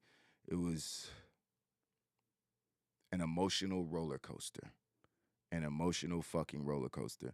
A lot of people said they knew it was going to happen tonight. I assumed it was going to happen because we got to get to that next step in the story. The story's been going on for a while, so it's time to get to the next step. You know what I mean? Obviously, is Sammy going to be down forever, or is he going to turn? Like, it was time. But the way they executed this shit, it was perfect. I cannot think of a better storyline in the history of WWE. If anybody, the Yes Movement was an accident, and they ain't even really want it to happen. You know what I mean? It's like Daniel Bryan had a phenomenal match at WrestleMania with Triple H, Randy Orton, all that shit. We get it. Like, all that shit was great. But the story, it wasn't like this. We have to enjoy this because it's so good. Daniel Bryan ain't the best actor. You know what I mean? He's great at promos. Like, I give him that. You know what I mean? But it's not like, I don't think he could have gave us this. Maybe he could have. Maybe I just don't see it. You know what I mean? Like, Jay, it has 100% been the MVP of this entire scenario. The entire 3 years. Like, obviously a first ballot Hall of Famer. Yeah, I mean, him and his brother. But this is this is the greatest thing I've ever watched. I just wish all my wrestling was like this. I wish all my wrestling was like this. I wish all my wrestling was like Kenny Omega and Hangman Page and the drinking problem story. Like, that's what I want for my wrestling. I mean, I like good wrestling matches. That's very important. I need good wrestling matches, but I need these stories. I don't need the fucking 24/7 title and R-Truth running around doing stupid shit. And I don't need dumbass, goofy gimmicks. Like, I need stories, stuff to get wrapped up in. You know who wouldn't have cared about having a title if you put her in storylines like this? Sasha Banks. People want to tell stories. You know what I mean? The belts don't mean shit anyway. You give them to people. It's nobody wins that shit. You pick who's going to win it. You know what I mean? So it's like, that shit ain't that important. If you're putting people in, Sami Zayn ain't had a belt yet. You know what I mean? This entire storyline, he's the most over wrestler in professional wrestling on on planet Earth right now. Sami Zayn is number one as far as being over. You know what I mean? As a babyface, he's number one, numero uno. And that pop proved it when he hit Roman Reigns with that steel chair. So, you know,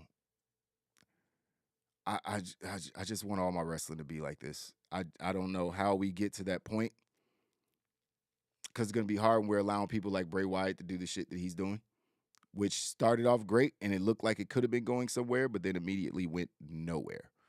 And then that, that kind of, it's like, all right, are we going to have to deal with that to get this type of stuff? But this storyline can't last forever.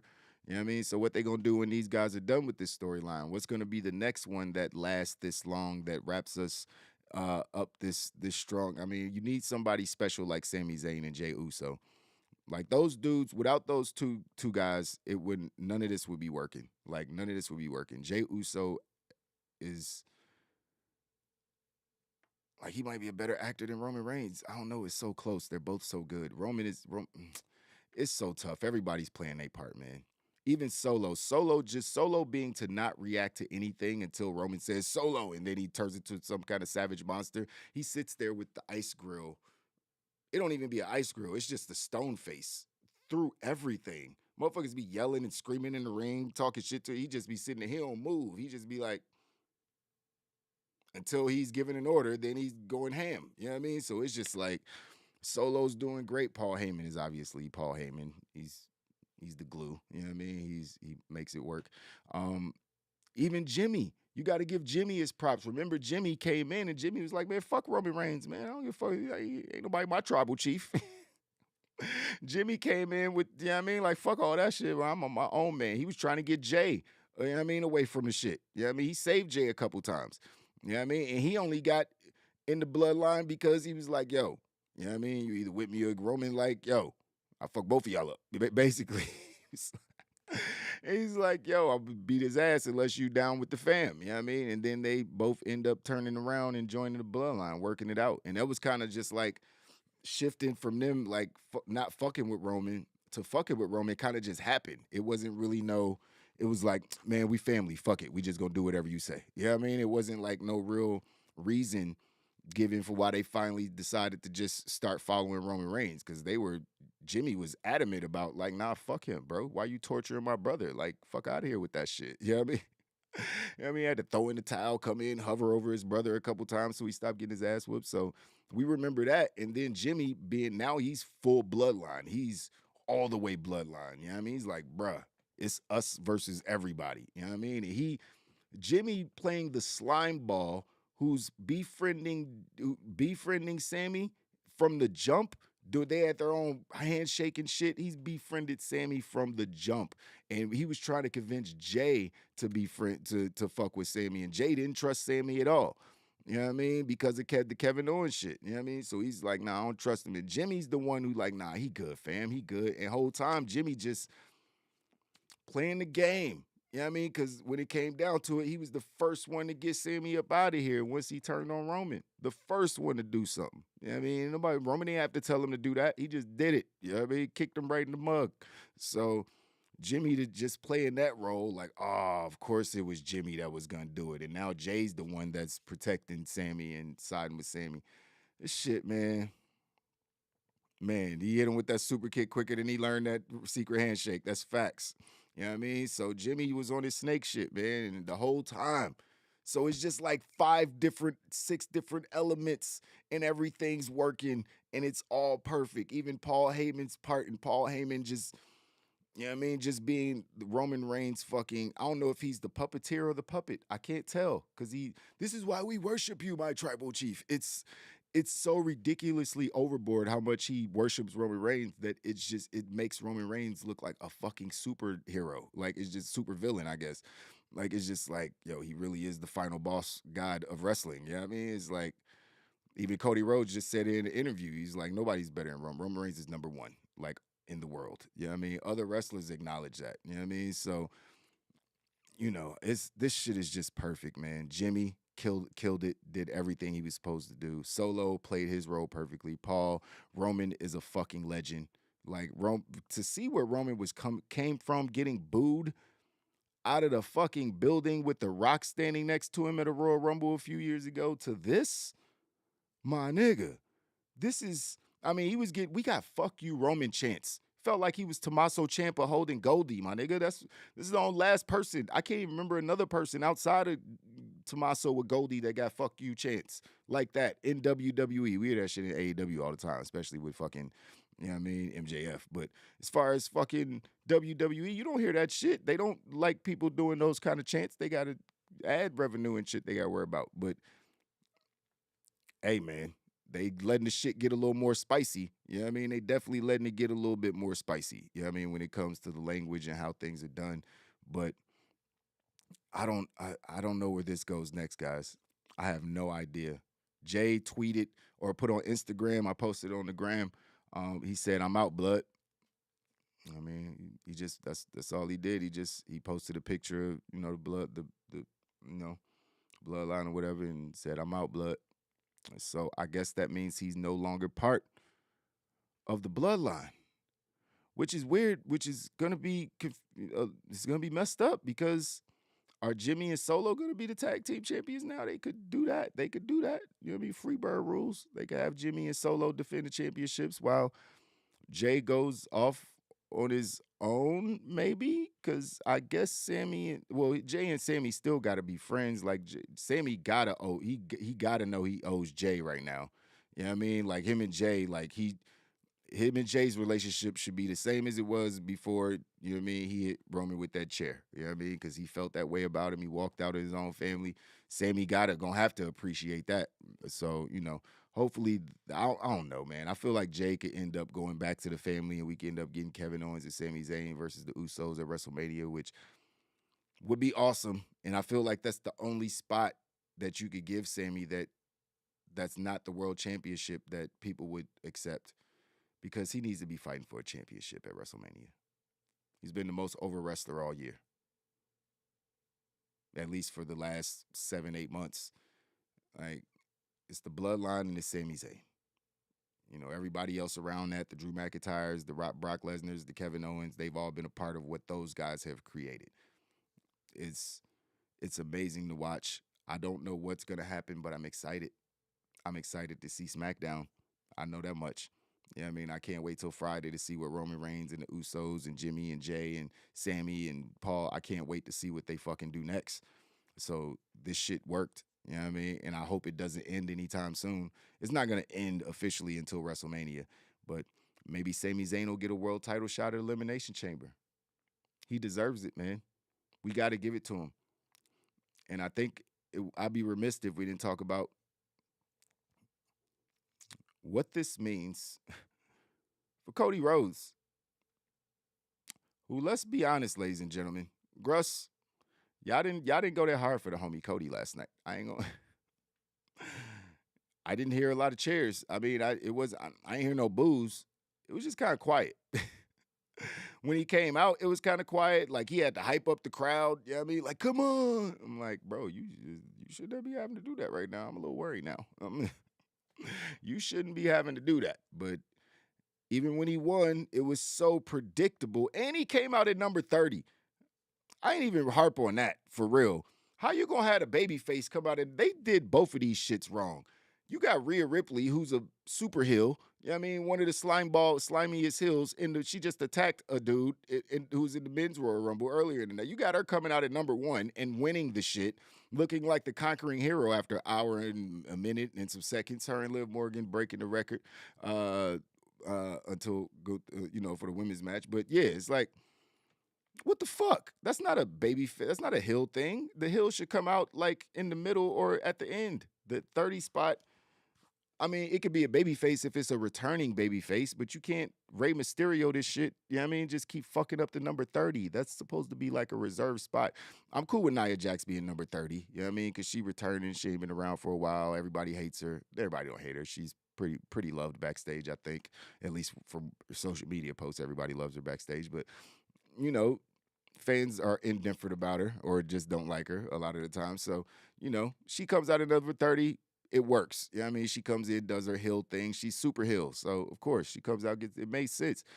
But Cody Rhodes at number 30, returning from injury, how is that a valiant effort? It's not. I'm sorry. It's not a valiant effort. He was in there. I mean, he wrestled. He got beat. He got his ass beat by Gunther. Cool. But nah, man. Like, no, it didn't work for me. I don't care. It didn't work for me. It was people in there that, no, just didn't work for me. I'm sorry. And then he went up against Gunther, who been in there for an hour and 10 minutes. Of course he gonna win. Like, it was just like, I know Gunther beat the shit out of him, but, I mean, damn, an hour and some change. Like, of course you should fucking win that match. You fresh as a daisy, my guy. You know what I mean? If you lose, it's embarrassing as hell. You came in at number 30 against the dude who came in at number 1 and you couldn't get him out. You know what I mean? And it was just down to y'all two. Of course, Cody was going to win. So it was kind of anticlimactic in that aspect. And it felt like it when he won. Like the crowd, like I said at the beginning of this stream, the crowd was waiting on the bloodline and the Usos. That's what was happening. That's what it felt like. They were excited for some stuff. You saw people doing the countdown and all that, and because it's the Rumble. It's the second best pay-per-view, second best wrestling show in the world every year. You know what I mean? Well, I won't say that. That's cap. You know what I mean? But it should be. The concept is great. You know what I mean? And some years we get duds. You know what I mean? Like 2020 was trash. You know what I mean? But we've gotten some duds. You know what I mean? The one Roman won, The Rock was there, Daniel Bryan should have won, some trash. Like it's been some bad rumbles, but it's a fun pay-per-view usually. You know what I mean? Everyone looks forward to it. People who don't watch wrestling all year come back during the Royal Rumble because it's fun. You know what I mean? And yeah, I don't even know what point I was making, but this Royal Rumble was a mixed bag. We got some decent Royal Rumble matches. Some mistakes were made. Winners very predictable, which is okay because it works. If Sammy ain't gonna be in the Rumble, then Cody Rhodes needs to win the Royal Rumble. It's just the story that's been told all year, and it makes the most sense. But he should have been in the final. Seth Rollins should have been in the final two, first of all. You know what I mean? Like Logan Paul. I guess you could set up that match, but I would have rather Seth eliminated Logan Paul and start telling him he don't belong here, blah, blah, blah. Go scam some more people with your crypto. And then Logan Paul challenged Seth to a match on his podcast. He challenged John Cena and Roman Reigns and all these people, so why wouldn't he challenge Seth Rollins? I don't want to see Seth Rollins like, oh, you eliminated me from the Royal Rumble, so now I want a match against you at WrestleMania. Like, all right. You know what I mean? It's like, again, it'll be fun. It'll be a great match to watch. Logan Paul is the shit in the ring. I'm going to give him his props. You know what I mean? But this could have been played out a little bit differently. So I don't know what this means for Cody Rhodes, man. Because people want to see Sammy in the position that Cody's in. That's the point I was making. People want to see Sammy. Want to see Sammy in that position. People want to see Sammy versus Roman at WrestleMania because Sammy's been here. He's been here all year. We ain't seen Cody in 7 months, my nigga. So people got to get back into Cody. Like the video packages the last few weeks, done a great job. They're great video packages. WWE is good at that stuff. So that stuff works. It works. But they going to have to figure out something, my guy, because Cody got no reaction. He won the Royal Rumble. He was gone for 7 months. They ran all these video packages, and nobody cared that this man won the Royal Rumble. Number one, because it was predictable. Number two, they had him in the ring with a heel that everyone loves. Everyone fucking loves Gunther. Everyone. We know he's a heel, but there's heels that everyone hate, like The Miz, or they're indifferent about, who have go-away heat, blah, blah, blah. And then there's heels that everyone roots for. Gunther's one of those guys. Imperium is great. Everyone knows it. No one can deny how great they are. He's done an amazing job with the IC title. Everybody respects Gunther. Everybody.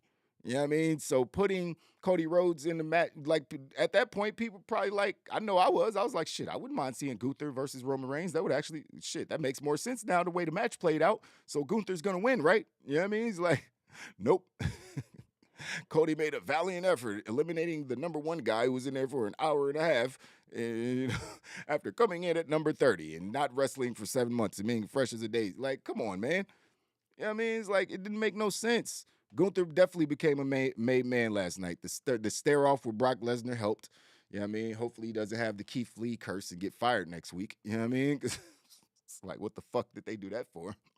Or did they hit the whole, you big boy with Keith Lee thing, and then he's not in the company a couple months later. So it was, hopefully Gunther won't have that fate, I don't think. Gunther's he's just a different type of talent. Keith Lee could have been that too. No disrespect to Keith Lee. But Gunther, everyone fucks with Gunther, man. Like, we know he's a heel, but we want to see him, you know what I mean, in high positions. You know what I mean? Because he's great at his job. You know what I mean? Cody Rhodes is cool. You know what I mean? Cody Rhodes is cool, but this is not going to help. This is just going to make people like exaggerate the flaws of Cody Rhodes. You know what I mean? This is what it's gonna make people exaggerate his flaws. Like this man gonna have to bleed and cry all over the ring to get some people back on his side after the Sami Zayn shit. It's not even his fault. Like this ain't even his fault. He's doing his job. He said in the interview, I think maybe in the post-game presser, he was like, Roman is the number one guy in the world. He was like, but I think I'm number two. And he's like, I want to, I'm playing for the best team and I want to be the quarterback. Basically hinting at I want to be the world champion of the biggest company. So he also threw Seth Rollins in there, like, number three, I think, he said. But yeah, I don't know, man. I want Cody to succeed. I just don't care anymore. It's fucked up. It's fucked up. I know it's fucked up, but I just don't care anymore. All I care about is the bloodline of Sami Zayn. That's all I care about. I'm sorry. It's fucked up for Cody. It's not his fault. Again, it's not his fault. Sami Zayn is too good. He's done too good. Like Jimmy and Jay and Roman and Paul and Solo, like they've done too much. They've done too much. Kevin Owens has done too much to help those guys get the storyline through. There's just so many people that I would rather see Kevin Owens get a rematch at WrestleMania against Roman Reigns and win than than fucking Cody Rhodes. No cap. That is I would much rather see Kevin Owens get a rematch if it's not Sami Zayn. So that's already three people: Sami Zayn, Gunther, and Kevin Owens that I would rather see in the main event of WrestleMania versus Roman Reigns than Cody Rhodes. You know what I mean? I could probably find a couple more at this point because what's the story? What's the story between him and Roman Reigns? Is that the story? What he said at the presser? He's the number one guy. I'm the number two guy. I want to be the quarterback of the team instead of him. That's the entire story. What are they about to build? What are they going to do? Like, Roman's just done the most savage shit of his career to some human beings in the wrestling ring. So what is he going to do to Cody to make people care like this? Like, they can't regurgitate the exact same story. And Cody Rhodes definitely ain't about to be trying to be in the bloodline. So they can't. It ain't I don't know what the fuck is going to happen. You know what I mean? I don't know what the fuck is about to happen. Let me read these chats. I ain't been in the chat, man. I'm sorry. I knew that was going to be a rant, man. I'm passionate about this story, as I'm sure a lot of y'all are, because it's so much fun, man. It's so intriguing. They've done so much to suck us in, and we have all been sucked. So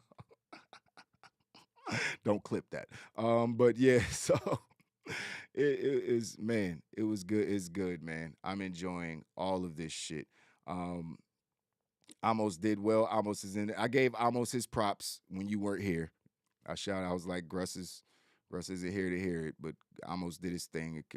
He's the only true giant because he definitely makes Braun Strowman look regular as hell when he in the ring with him. Gruss said Royal Rumble 23, Cody wins, no Cena, no Rock, no Stone Cold. Sami Zayn took a beat down.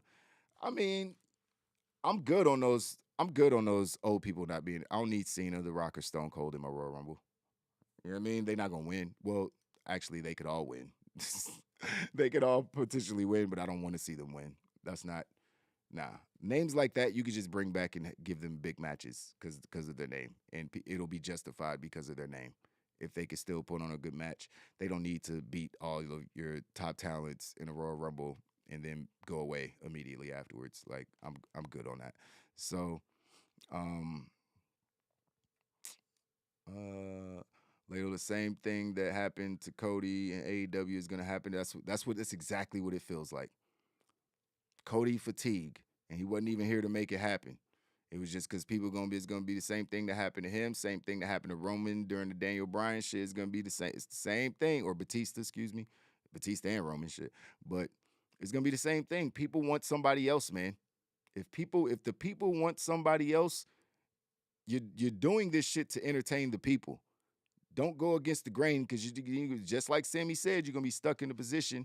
And he was really very extremely revealing on that Ariel Helwani interview. It was a great interview, by the way. I don't really fuck with Ariel Helwani. I think he's weird, but he does great interviews, and he got a lot out of Sammy. And even Sammy said, yeah, they kind of botched that shit with Daniel Bryan and had to go back and play fix up and give it to him the next time because they just went by what they wrote in the book and couldn't, change plans according to what was hot and what the fans wanted. They already jumped the shark this time, unless we're going to get a triple threat at Mania, and that ain't going to be good for Cody either because unless Roman costs Sammy the match in the triple threat, I don't, it's like, and allows Cody to win. I don't know how that could work either. I'm just sitting here thinking, I don't know how that could work either. So it's already jumped the shark. They already fucked up. They're in a bad spot right now. They're in a bad spot right now, man, because I would not want to put that belt on Cody and hear those reactions. Like, honestly, because that crowd was not crazy when he won that Royal Rumble. They cheered, but they ain't cheer. I think they pop harder for Rhea Ripley winning, and that was just as predictable. So, who knows? Fat Walter looks scarier than In Shape Gunther. I don't know, man. In Shape Gunther still, the Fat Walter just, the chops are the same. The chops is the intimidating shit. Like, that's the shit that scares you is when he smacks you in his chest. Did his hands get smaller? I think his hands are the same size. And he could probably swing them faster because his arms is not as big.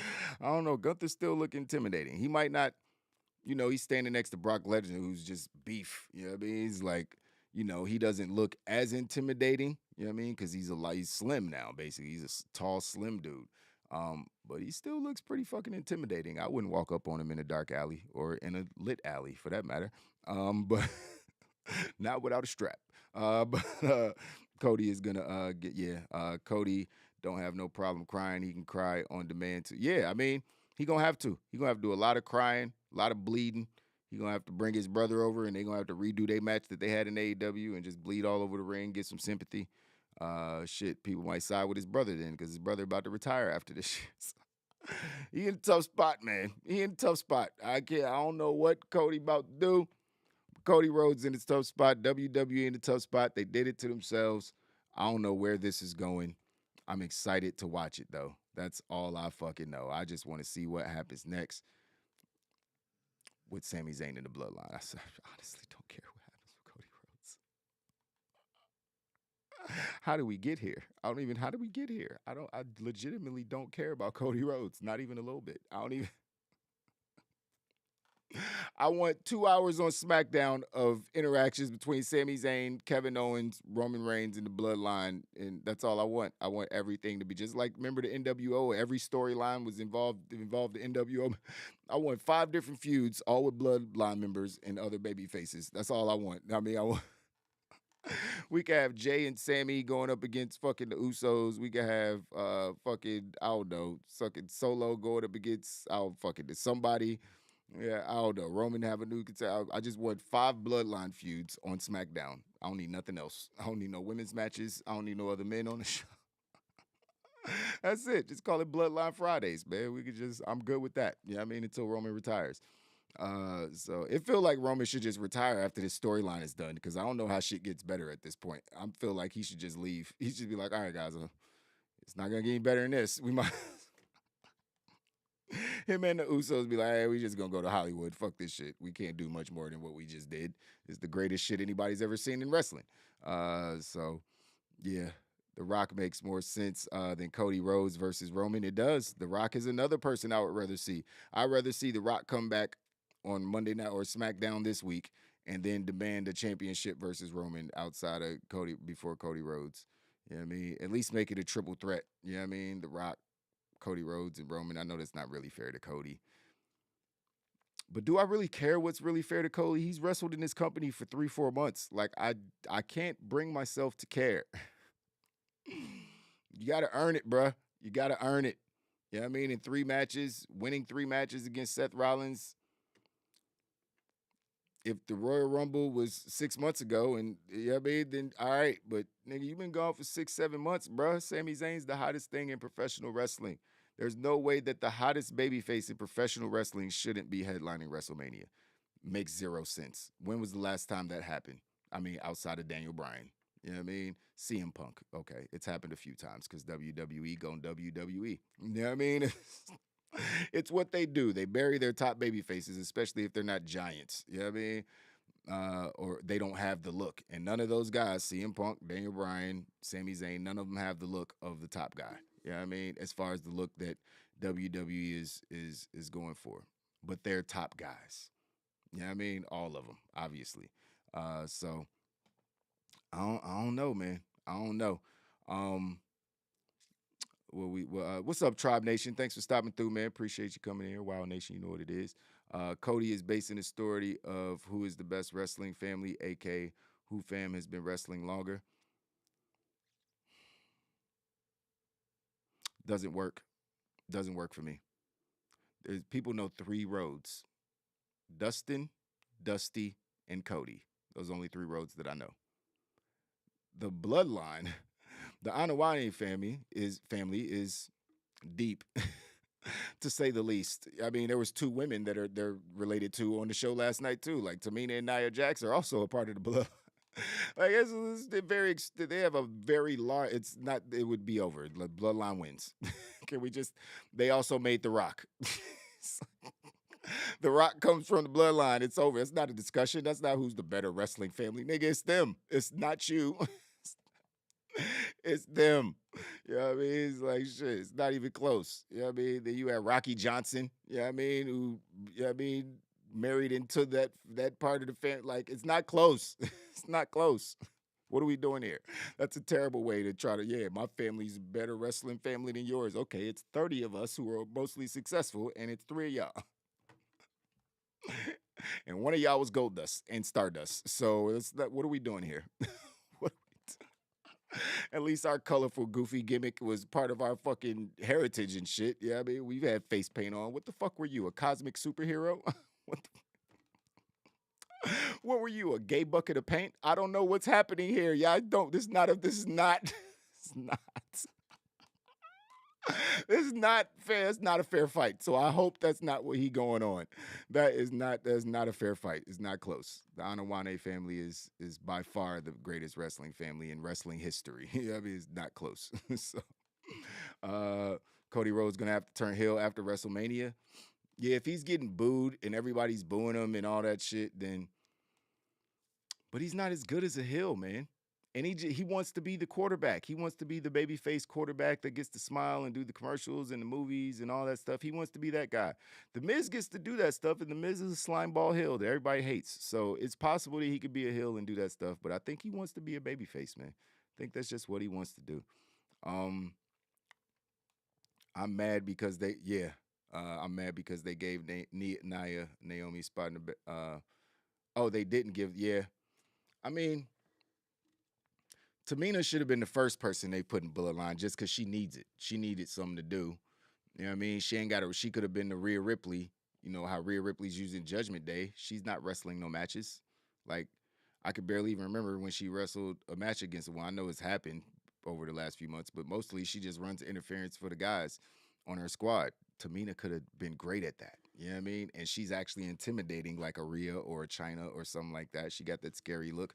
Could have put some cornrows on her, you know what I mean, or whatever you want to do. Who cares what you do with her hair? But let's have her be the heavy. You know, they got Solo now, so they don't really need that. But yeah, she could have been that. You know what I mean? Now there's not really that spot for her because Solo is there. Yeah, and Naomi would have made the most sense to me. You know what I mean? Even when she comes back, it makes the most sense.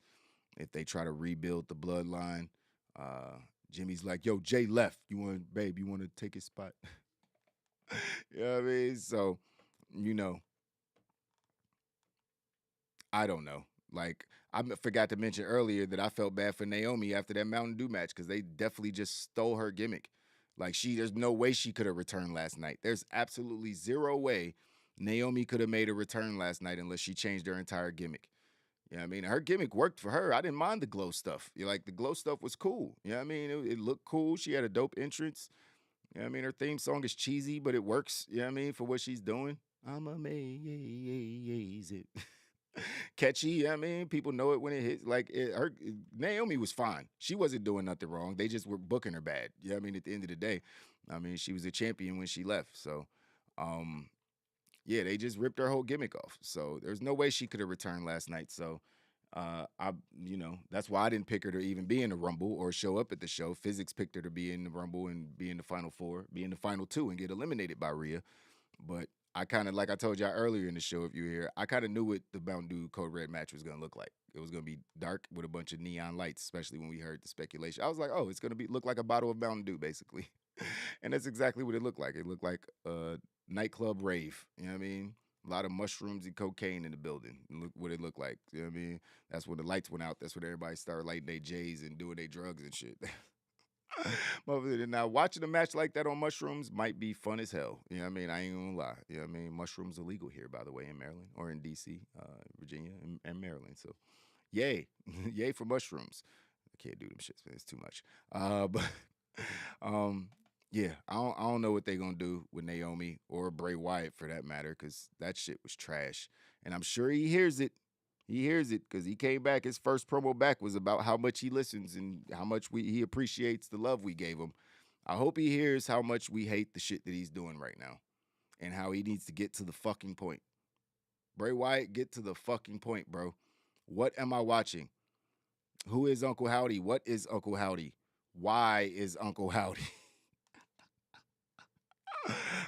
Shout out to Drax. You know what I mean? It's like, what is that shit? Then we saw the little Firefly Funhouse characters, the human forms again up there in their little costumes, just up there. For what purpose are they? What are they? What is this? I don't know what's happening. And now you're doing matches in the dark. It's fucking stupid. It's all stupid. Please do something else. God, it's so dumb.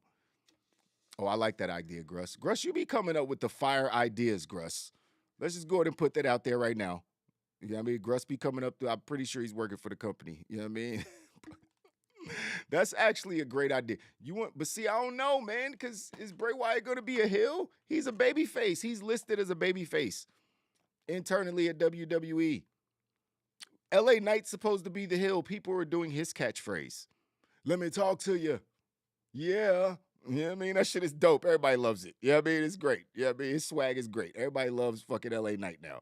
You know what I mean? He got over way more than Bray Wyatt has declined his heat or his, however hot he was, and fucking LA Knight is skyrocketing. I can see him doing all kind of shit, being IC, United States champion, anything. He could be fighting for the world champ. LA Knight could be a babyface going up against fucking the Bloodline and challenging Roman Reigns. He's that good. I believe he could pull that off.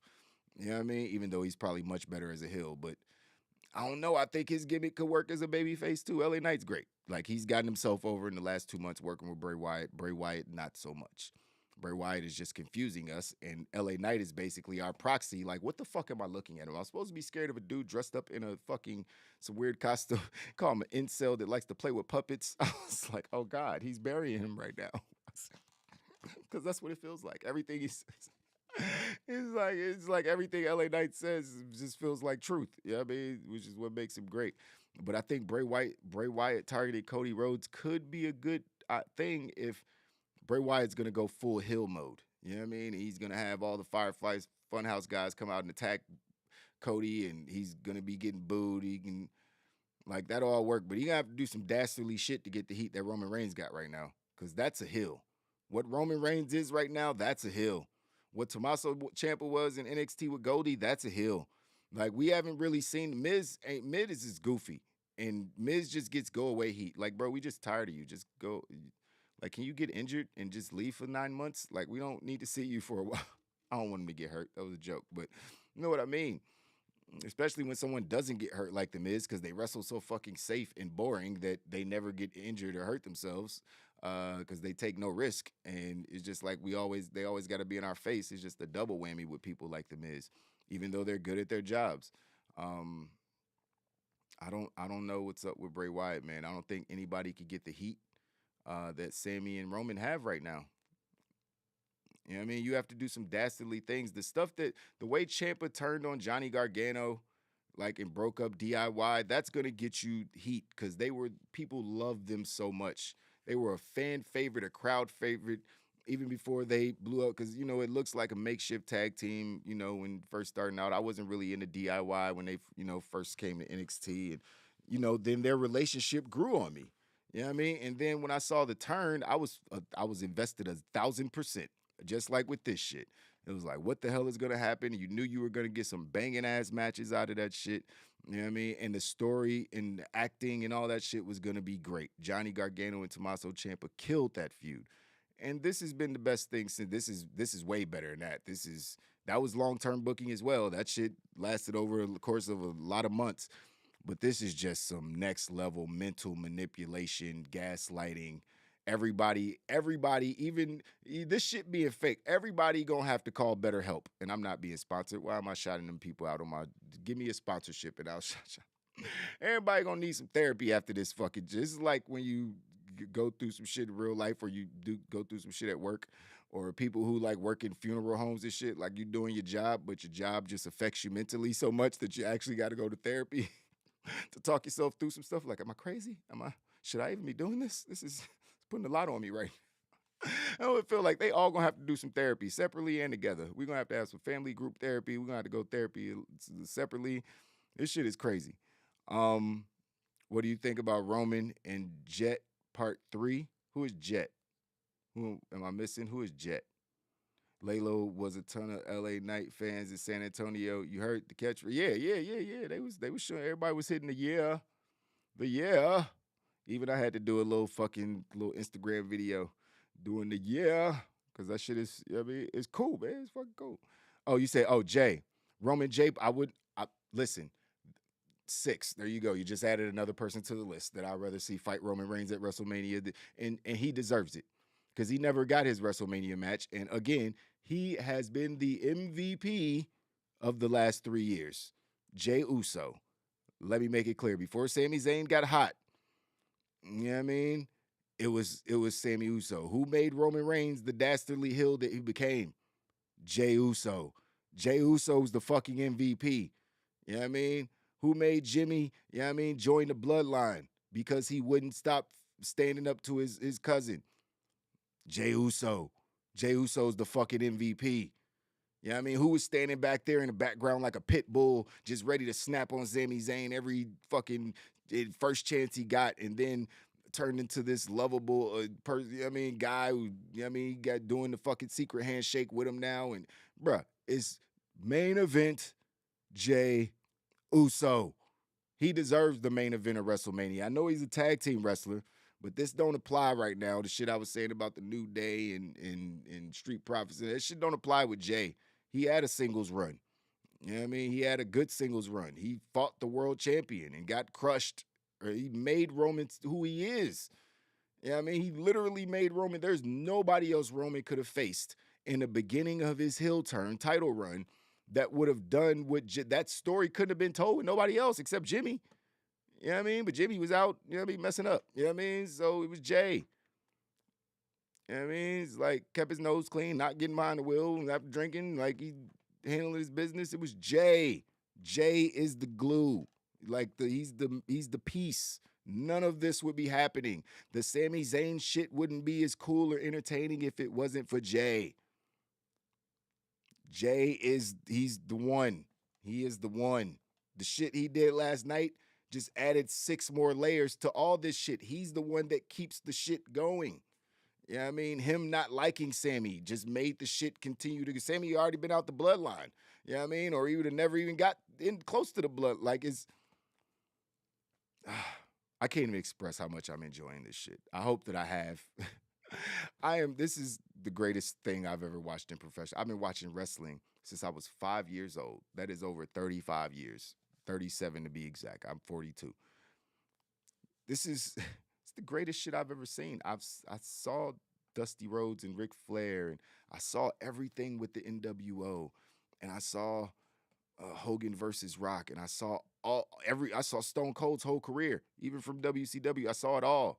I saw everything. I saw The Rock in The Nation, and I saw him turn on Farouk, I saw all of this shit. Well, them turn on him. I saw all of it. I seen everything, every story. Macho Man and Elizabeth and Hogan and the Mega Powers, Daniel Bryan and the Yes Movement, Randy Orton and just being a psychopath and torturing Stephanie and Triple H and Vince McMahon and the fucking stories, The Undertaker and Shawn Michaels, one of the best retirement storylines ever. Like ever. And ended sad as a motherfucker. You know what I mean? Ended even sadder when they decided to come back a few years. Let's not talk about that. It never happened. But it's like, this is it. This is the greatest wrestling storyline we have ever witnessed. If you disagree, you're going to have to come up with a good fucking argument. And that shit better be at least 2 years long. You know what I mean? Because this has lasted 3. And 2 of it was in a damn pandemic with no real crowd. And they were still killing it. This is when it all started. Keep that in mind. All of this started with no crowd in the building, my guys. No crowd. They had to basically do a live action play with nobody in the audience, or talking to some screens. You know how difficult that has to be? And they have not missed a beat. I hear people saying sometimes, well, this part of Roman's title reign that he don't wrestled. It's so fun. No, I don't care. Every time that man on TV, I see a superstar, a super duper star. That's why when Cody Rhodes is like, yeah, Roman's the number 1 guy. Nobody's going to argue that. Roman is the number 1 professional wrestler on planet Earth. He's in the biggest company. He's the champion of both brands in that company. Like, nobody's bigger than him. He looks like a superstar. His cousin is the biggest actor in Hollywood. Like, nobody's about to, I don't care. Daniel Bryan better wrestler. Get the fuck out of my face with that shit. Like, I don't care who's a better wrestler. There's 500 better wrestlers than Roman Reigns right now. New Japan and AEW's the whole roster damn near better than Roman Reigns in the ring. He got 7 moves of doom. But I don't give a fuck. You know what I mean? He is the most entertaining, most intriguing wrestler on planet Earth. MJF ain't even close. MJF is controversial. He says crazy shit. MJF is good. He's not fucking Roman Reigns, bro. You know what I mean? He's not close to Roman Reigns. I'm not even putting MJF in the ballpark. I'm sorry. I'm sorry. He's great. He's a monster heel, but sometimes it feels like MJF tries too hard to be a heel. You know what I mean? Like, he tries too hard to be a heel. He just says shit just to say it, like making jokes. It's just like, and we love it. It's funny. I love it. But I also don't, I take him serious because he lives his gimmick. So you got to take him seriously, but he's not Roman Reigns, man. Like, I don't care what you're doing outside the wrestling. I know this shit is fake. Like, so I don't care that you're being a heel when you're not on TV. I don't give a fuck. Like, the fuck does that have to do with me? You be a dick to me in real life, I might slap you in the face. Like, I'm not, like, you have to have a whole lot of muscles, you know what I mean, to be able to say some of the crazy shit that MJF be saying to fans to me. Like, I'm sorry. I done fought a lot of niggas bigger than me. So I'm not worried about that. So, you know what I mean? What you doing outside of wrestling, I don't care. I care about the 2 hours or the 3 hours that I'm watching the shit on TV. That's what I'm watching. Like, I'm not in your personal business. You know what I mean? I don't care if you being a dick to fans in real life. You know what I mean? So be a dick to people on the screen. That's when I'm watching you. Roman Reigns is the best at that. You know what I mean? MJF is great. I mean, he's great. You know what I mean? One of the top matches and feuds in 2022 with CM Punk. But I'm sorry, man. Roman is the GOAT. He's the GOAT right now, man. You know what I mean? He's putting himself on that Mount Rushmore. He is taking his place on the Mount Rushmore of pro wrestling history. He is this generation's Roman Reigns, Stone Cold, The Rock. He has become that in the last 3 years. That's all it takes. The Rock's career was damn near 3 years long. Entire wrestling career, at least his main run. You know what I mean? It's like he was out for Hollywood immediately. You know what I mean? So it wasn't even like you don't need 10 years to get over in professional wrestling to become a historic professional wrestler. You need to make the most of the time that you're there. That's what The Rock did. Then he pieced out when he became a gazillionaire in Hollywood. Roman Reigns probably going to do the same thing. It took him a little more. Guess why, though? It took him a little longer because of Vince McMahon trying to force him down our throats when we wanted him to turn heel a long time ago. You know what I mean? We remember the Shield as heels and all the things that they would do and doing the power bombs and all that shit. We remember all that shit. Super High Travis Sly. What's good, my brother? Super High in the building, man. Everybody send my brother T-Rav some love, man. My man been going through it. Trav, I hope you okay, man. I wanted to text you Saturday. I definitely thought about you, brother, just so you know. I thought about you, but I know you was with the family dealing with everything you was dealing with. But it's great to see you in the chat right now, man. Hopefully we get you back on the show soon, man.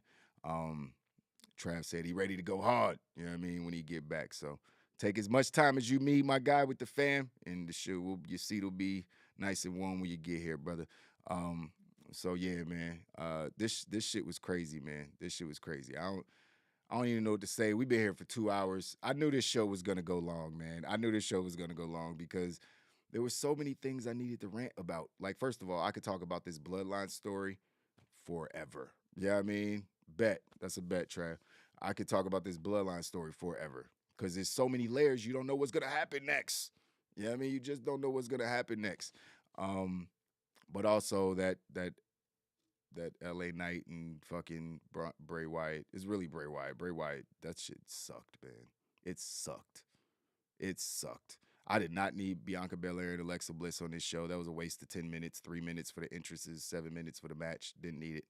You know what I mean? Wasted my 10 minutes. You could have just ran some commercials. I could have been watching a YouTube video during that time. I didn't need it. Yeah. So we could have had the 2 Royal Rumble matches and a long Mountain Dew commercial without Bray Wyatt and LA Knight in it. And then we could have had the main event. Because everyone, I'll say this one last time, guys. One last time. Everyone at that show, which included Gruss, member of Wild Nation, was there live. Everyone was waiting on the main event. You could tell. Everyone was waiting on the main event. There was not a pop. There was no pop during any Rumble entrance that was like Edge's pop last year. That Edge pop last year was insane. Insane. No denying that. That shit was crazy. There was no pop like that for any wrestler that came out this year. None of them. Definitely not Nia Jax. Like, they botched her entrance. Like, it was nobody. They didn't do a whole bunch of people, returning people. And it was basically a bunch of people that was already on the roster, especially in the men's match. So you're not going to get those pops like that. Edge coming back after 9 years. I get it. But Sami Zayn got that pop. It might have been louder than Edge's return pop last year. So, Asuka got a crazy pop. Don't want to forget that. Thank you, Trav. Asuka definitely got a crazy pop. We was excited because I popped for that in my house. I was like, oh, shit, on my car. My bad. I was in my whip. And, I popped for that shit. I was like, oh, she looks so good. God, Asuka's sexy as fuck, bro. I don't care. Asuka's beautiful woman. I just want to put that out there. Like, obviously, you got the Jade Cargills and all those women's beautiful sisters over in AEW. It's a whole group of them over in AEW right now. It's like the baddies, and you got just a lot of them. Shit, Willow Grace starting to look a little cute to me. She's just adorable. You know what I mean? That's more T-Rav type. You know what I mean? But she's adorable as well. But you got those women. Then you got Asuka, who might not be the typical, oh, she's so beautiful. And she's 41 years old. She my age. You know what I mean? Like, some people would say she's an old lady.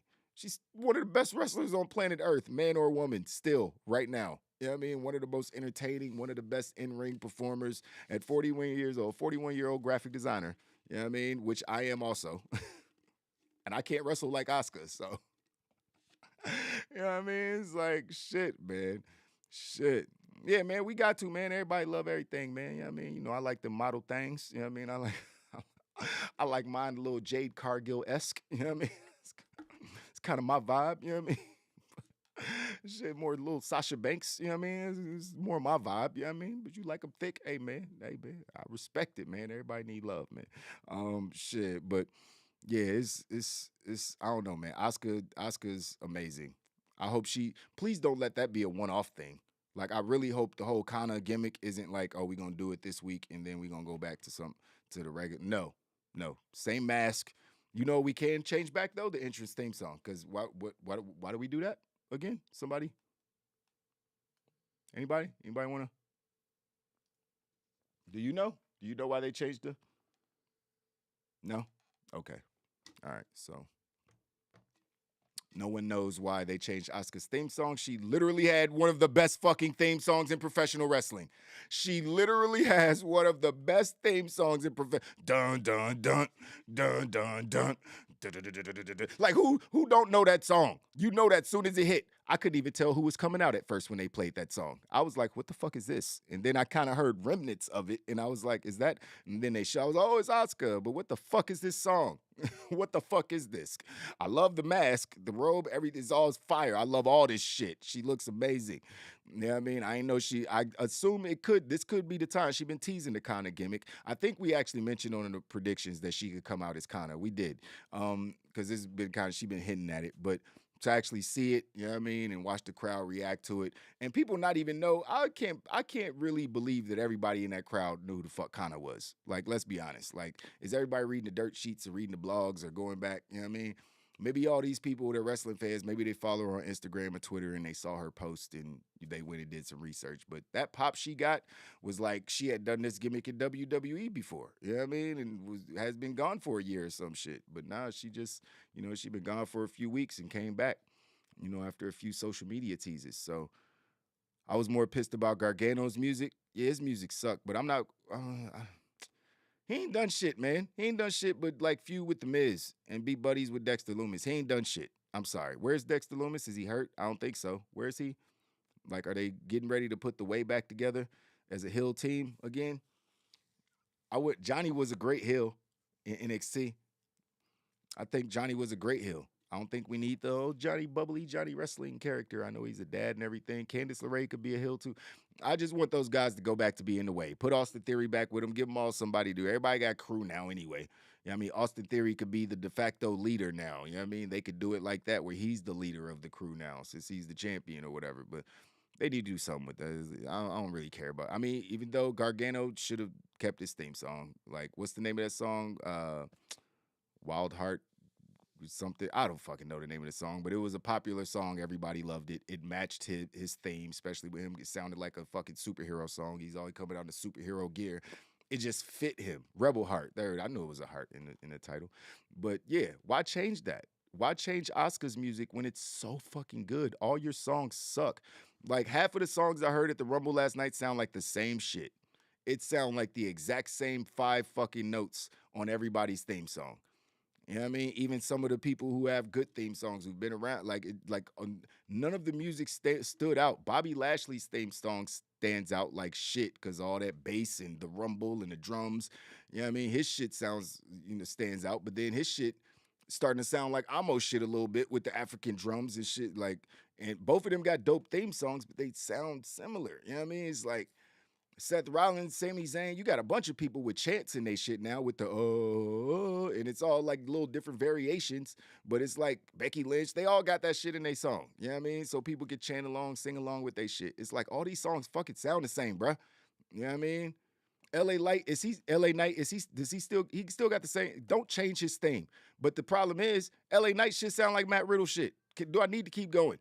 Like, it sound like Dr. Dre produced both of them shits. You know what I mean? No cap. Yeah, I mean, she's both produced by West Coast producers, clearly. I mean, L.A., Matt Riddle, the Stoner, you know what I mean, whatever. I get it why they have West Coast themed tracks, but it's clear that they have West Coast themed tracks because the tracks sound the same. You know what I mean? And both of those tracks are dope as well. You know what I mean? They just need to, it's just like theme songs back in the day just sounded so unique to wrestlers. Mankind, The Undertaker, Shawn Michaels, Sexy Boy, fucking The Rock switched his shit up a couple times, but The Rock was the only person with his type of theme, with that theme song. Plus, he was on his theme song, him doing the fucking vocals on the shit. Stone Cold, nobody will ever top the glass breaking. You know what I mean? The glass breaking and the da-da-da. Nobody's ever going to top that. That's the greatest wrestling theme song of all time. Don't argue with me. It's not even a discussion. I won't even hear it. Yeah, I mean, it's the greatest wrestling entrance music. It's not the best song, but it's the best entrance music for a wrestler of all time. You know what I mean? Ric Flair is up there. Macho Man is up there. Hogan's theme, original theme. NWO's theme is up there. You know what I mean? But, Dominic needs a West Coast theme track. Dom needs the purple low right. Yo, he does. He's basically Eddie Guerrero. He's turned into Eddie Guerrero. I'm starting to question whether that's really Ray's son. I ain't gonna lie. I know some of y'all have to. Don't cap. Do not cap. I know some of y'all think that's Eddie Guerrero's son, and they just trying to keep it quiet because it's embarrassing to a lot of people. But I'm starting to get that vibe. That man don't look nothing like Ray, and he looks just like Eddie. He's 1.5 feet taller than his daddy. What the hell was Rey Mysterio drinking to have that kid? I don't. He's a foot taller than both of his parents. I know that happens. Like there's a bunch of NBA players who are a foot taller than their parents, 2 feet taller than. I get it. I know. It just looks funny. He got the mullet and he's a bad guy now. It's just he does the frog splash. I mean, Ray does it too, but you know what I'm saying. It just looks funny. I think he's Eddie's son. I think they turned reality into a storyline and then tried to make us believe that it was just a storyline. I don't think. I can't call it. I don't want to confirm. Nobody sue me, please. I cannot confirm any of this.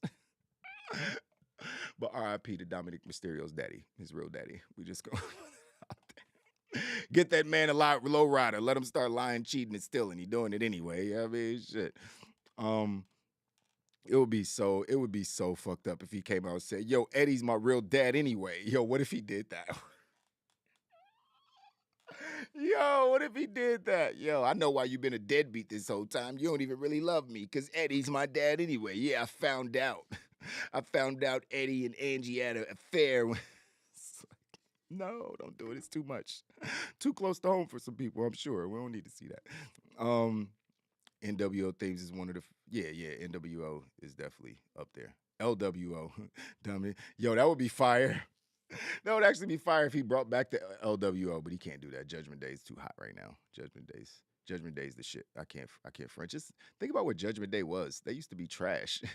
It's like, get this shit off my TV. Vince McMahon leaves. Hey, they're one of the best things on TV now. Hey, everybody loves the Judgment Day. It works now. You know what I mean? It's like, what the fuck happened? Oh, yeah. One person left and everything changed. Everything changed. Vince McMahon should only be there for Bray Wyatt. That's the only person he needs to oversee. Bray Wyatt brain works a little bit differently. I mean, he might be schizophrenic actually. So someone needs to get all those personalities in the same room and talk to him. Like, look, that's a little. But wait a minute, you want to do a match with glow sticks? But you're a monster. Where would the monster find glow sticks? Wait, you want to turn a kendo stick into a glow stick? Are we playing Coco Melon right afterwards? What's on after? What are we promote? We're promoting a soda during the Monsters match. The demon who comes up out of fire under the ring sometimes and has puppets that are scary. We're promoting a soda. Oh, all right then. That's what they say. All right. Way to bury Bray Wyatt, WWE, for the 17th time. Fucking dumbass shit, man. Got that man wrestling at a rave. You know what I mean? Mad people in the front row doing cocaine. You know what I mean? I saw it. I saw people like, it's time. It's party time, baby. Girls doing with hula hoops and their titties out and shit. I seen it. It was there. It was dark. Yeah, I might not have saw it, but I saw it. They did a fucking rave for 10 minutes and then didn't think we would know. Yeah, I ain't slick in Texas. Gruss was there. He saw it. He was with him. Gruss was there at the rave, man. What the fuck, man? That shit was so dumb. I can't get over how dumb it was. The match, the post-match, the look-up. Like, Bray's costumes, again, were fire. Bray's costumes were cool. He wore like 6 of them on Saturday. It was a lot of costumes, a lot of costume changes, like he was doing a fucking concert with no music. But the match looked dumb as fuck. I would have rather them actually wrestle in pitch black with just the gear on, and we ain't have to see none of the stupid shit. Like, just let them try to figure, like a blindfold match or something. Let them try to figure it out in the ropes, in the ring. We ain't got to see them botch the table spot that they try to do outside. We ain't got to see none of that. I don't need glitter confetti. Glitter confetti for the Fiend, Bray Wyatt, who has control of demons and is a schizophrenic, crazy person. Glitter confetti that exploded when they fell through stuff. I'm so frustrated with that. So fucking stupid. It's so stupid. Who thought that was a good idea? Who thought that was a good idea? This couldn't have been Bray Wyatt's idea. It couldn't have been. It was terrible. He missed him by 5 feet, to be exact. It was terrible. I'm so glad they didn't show that overhead shot on TV. And then he didn't even do it. It just looked like a trust fall. It just looked like he fell backwards. It was like, is he committing suicide? Is he deleting himself on live TV? What is this? And then I was like, why Why would he fall into that? It's just so contrived. Like, so he's gonna fall from that height, and we're gonna have sparklers come out of four corners. Like, because that's how explosions work. Everybody knows that's how explosions work. When something explodes, the corner, there's four corners, and that's where sparkles come out. You ever seen a truck blow up? That's exactly what happens. When it blows up, it's four corners, perfectly symmetrical, and they all throw sparklers out. That's the explosion. What are you talking about? That's normal, right? The fuck was that? What was that? I'm tired of that spot. Stop doing that. Sparklers don't go off during explosions. I don't need to see pyro coming out of what looks like a fucking tube. You know what I mean? Flying straight up in the air. That's not an explosion. It's fireworks. It's stupid. Do it at the beginning of the show when you're doing the other pyro and shit. Do it after the fucking Rumble winner like you normally do. We ain't need fireworks during the Monsters match. God, it's so stupid. It's like having a fucking toy hammer against Seth Rollins or having dumbass roaches projected on the fucking ring with Randy Orton. Getting fucking beaten 1 minute by Brock Lesnar or fucking Goldberg. It's all stupid. When has Bray Wyatt ever had a good pay-per-view match? Let me turn my mic down. I'm screaming now. I'm sorry, Randy. When has he ever had a good pay-per-view match? Was him and Daniel Bryan on the pay-per-view? Did they wrestle at a pay-per-view? I think they did. That might have been his only good pay-per-view match. When he was a Wyatt member and Daniel Bryan was trying to, that match was a banger. They need to let him do that. He was more intimidating as that Bray Wyatt, the Swamp Thing, with the fucking Wyatt family than he's ever been as the Fiend. The Fiend is cool, scary, but the shit is fake. No one's actually scared of the Fiend. It's fake. We want to be entertained. If you're just gonna put him in a mask and do shit that's unentertaining, I don't give a fuck. I don't care. I don't care. The Fiend was awesome when they were just doing the Firefly Funhouse gimmick and Bray wasn't wrestling. It's like soon as he decides to book a match, shit goes downhill. Like, damn, man. Just go to fucking Hollywood. If this is what we gotta watch, just go to Hollywood. I would love to watch you in some movies, come up with some character work, some shit like that in a movie where it's all planned and scripted and different things like that. But if you're just gonna do all this character work and be all over the place with these costumes and then just give us ass matches, I don't care, bro. I just don't care anymore. I don't care. I want to care because Bray Wyatt is super talented. He's good in the ring. He's good at everything when it comes to professional wrestling. But he needs to be reined in. He needs to be reined in a little bit. And wrestlers have admitted that. Obviously, it's a thing. People know that. That's the benefit of having someone like Vince around to be like, nah, we're not doing that, player. You know what I mean? But then Vince, when he's doing that with Bray, it works. But when he's doing it everybody else to the wrestler, he's screwing him over. You know what I mean? So, I think it's better for our money that Vince is gone, obviously. So I think Bray will work things out eventually. But he needs to tell us what the fuck is going on. Are him and Uncle Howdy friends, enemies, co-workers? I don't know what the fuck is happening, man. Like, I don't know what's happening. Just get LA Knight as far the fuck away from this shit as you possibly can. I don't need to see it. I don't need to see it. Put LA Knight against Gunther. I'd rather see that. Let LA Knight fight for the Intercontinental Championship at WrestleMania. I would love to see that. There's probably some other names that I'd probably rather see Sheamus get his rematch and win the title from Gunther. But give LA Knight something real to do. Get him away from this goofy shit. You know what I mean? Unless Bray's going to turn heel and LA Knight can just continue to bury him on the mic and I not have to be confused by it. I know who I'm pulling for. But Bray Wyatt's supposed to be the babyface. No, it's not. Nope, it's not what I'm seeing. Not even close. You know what I mean? I want LA Knight to win. You know what I mean? I wanted him to win the match. But, I thought he would win the match, and then we get the weird shit afterwards, but he didn't even get that. He lost the match, then got elbowed. Well, not really. From the top. Yeah, shit was a mess, man. Shit is a mess. Seth Rollins is scared. Scared of what? Bray Wyatt, he's scared to be in a match with him again because he don't want to do no more stupid shit with toolboxes and shit. And no, they didn't have Bray Wyatt throw a toolbox in the ring during the match and not even use it. Did he use a tool during the match? Did you guys see him use one tool during the match? When I saw it, I thought the hammer was returning. I thought he was bringing the hammer back, and I was like, if he bring that stupid-ass sledgehammer, I'm going to pull the hair that I don't have out. I swear to God. But he didn't. He just threw the toolbox in the ring, and they referenced that, oh, it's a toolbox, and he didn't do anything with it. So There's more shit we got to clean up. so, so I don't fucking know, man. LA Knight versus Austin Theory will be fucking awesome.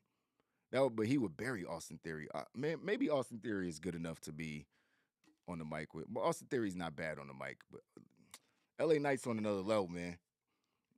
I kind of knew it, but I ain't know it. I know it now. And this shit versus Bray Wyatt, like he has been roasting that man and consistently. And yeah, so I don't know. There's a lot of things. There's a lot of possibilities.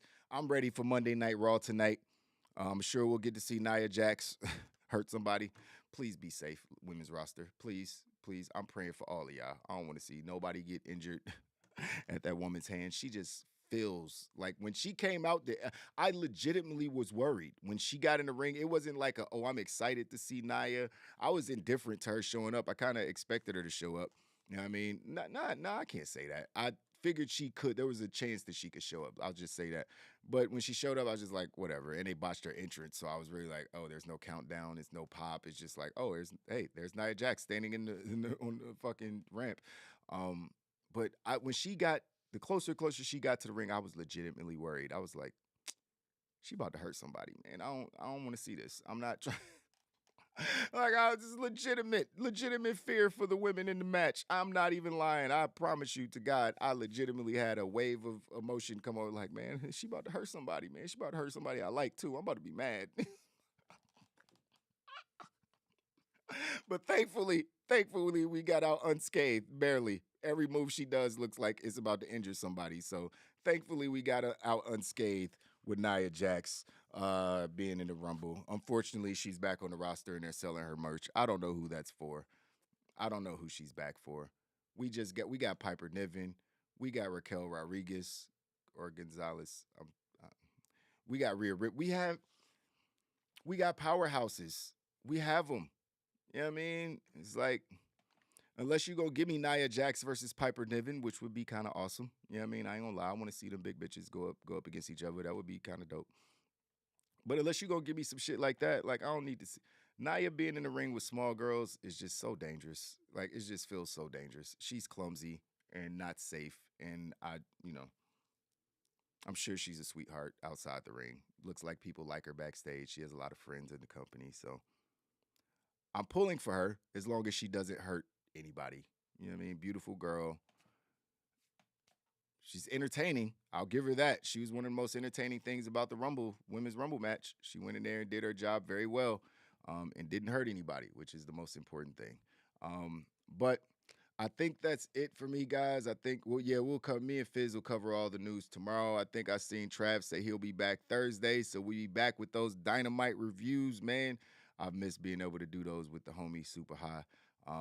It's not as much fun doing them alone. So, yeah. Me and Physics will be here tomorrow, Tuesday, 6 o'clock, for the Monday Night Raw recap and blunt ratings and all that good shit. And yeah, man, I hope you guys enjoyed the show. This is the longest show we've done all year. This is the longest show I've done in a long time. I can't even remember the last time we was on for 2.5 hours. Jesus Christ, that's over 210 minutes right there. Jeez.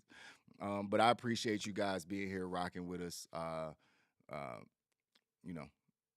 I love doing this show, man. I enjoy it so much, especially when I get to come and have fun talking about wrestling, which this show was. I knew it was going to be a long show because I enjoyed the Royal Rumble. Even the bad parts, I enjoy talking about the bad stuff as long as it's not like boring bad. Like, we got some shit that we can rag on. We're going to rag on it. We're going to talk about it. Bray Wyatt, stupid. That shit was stupid. Not him, not the personal guy.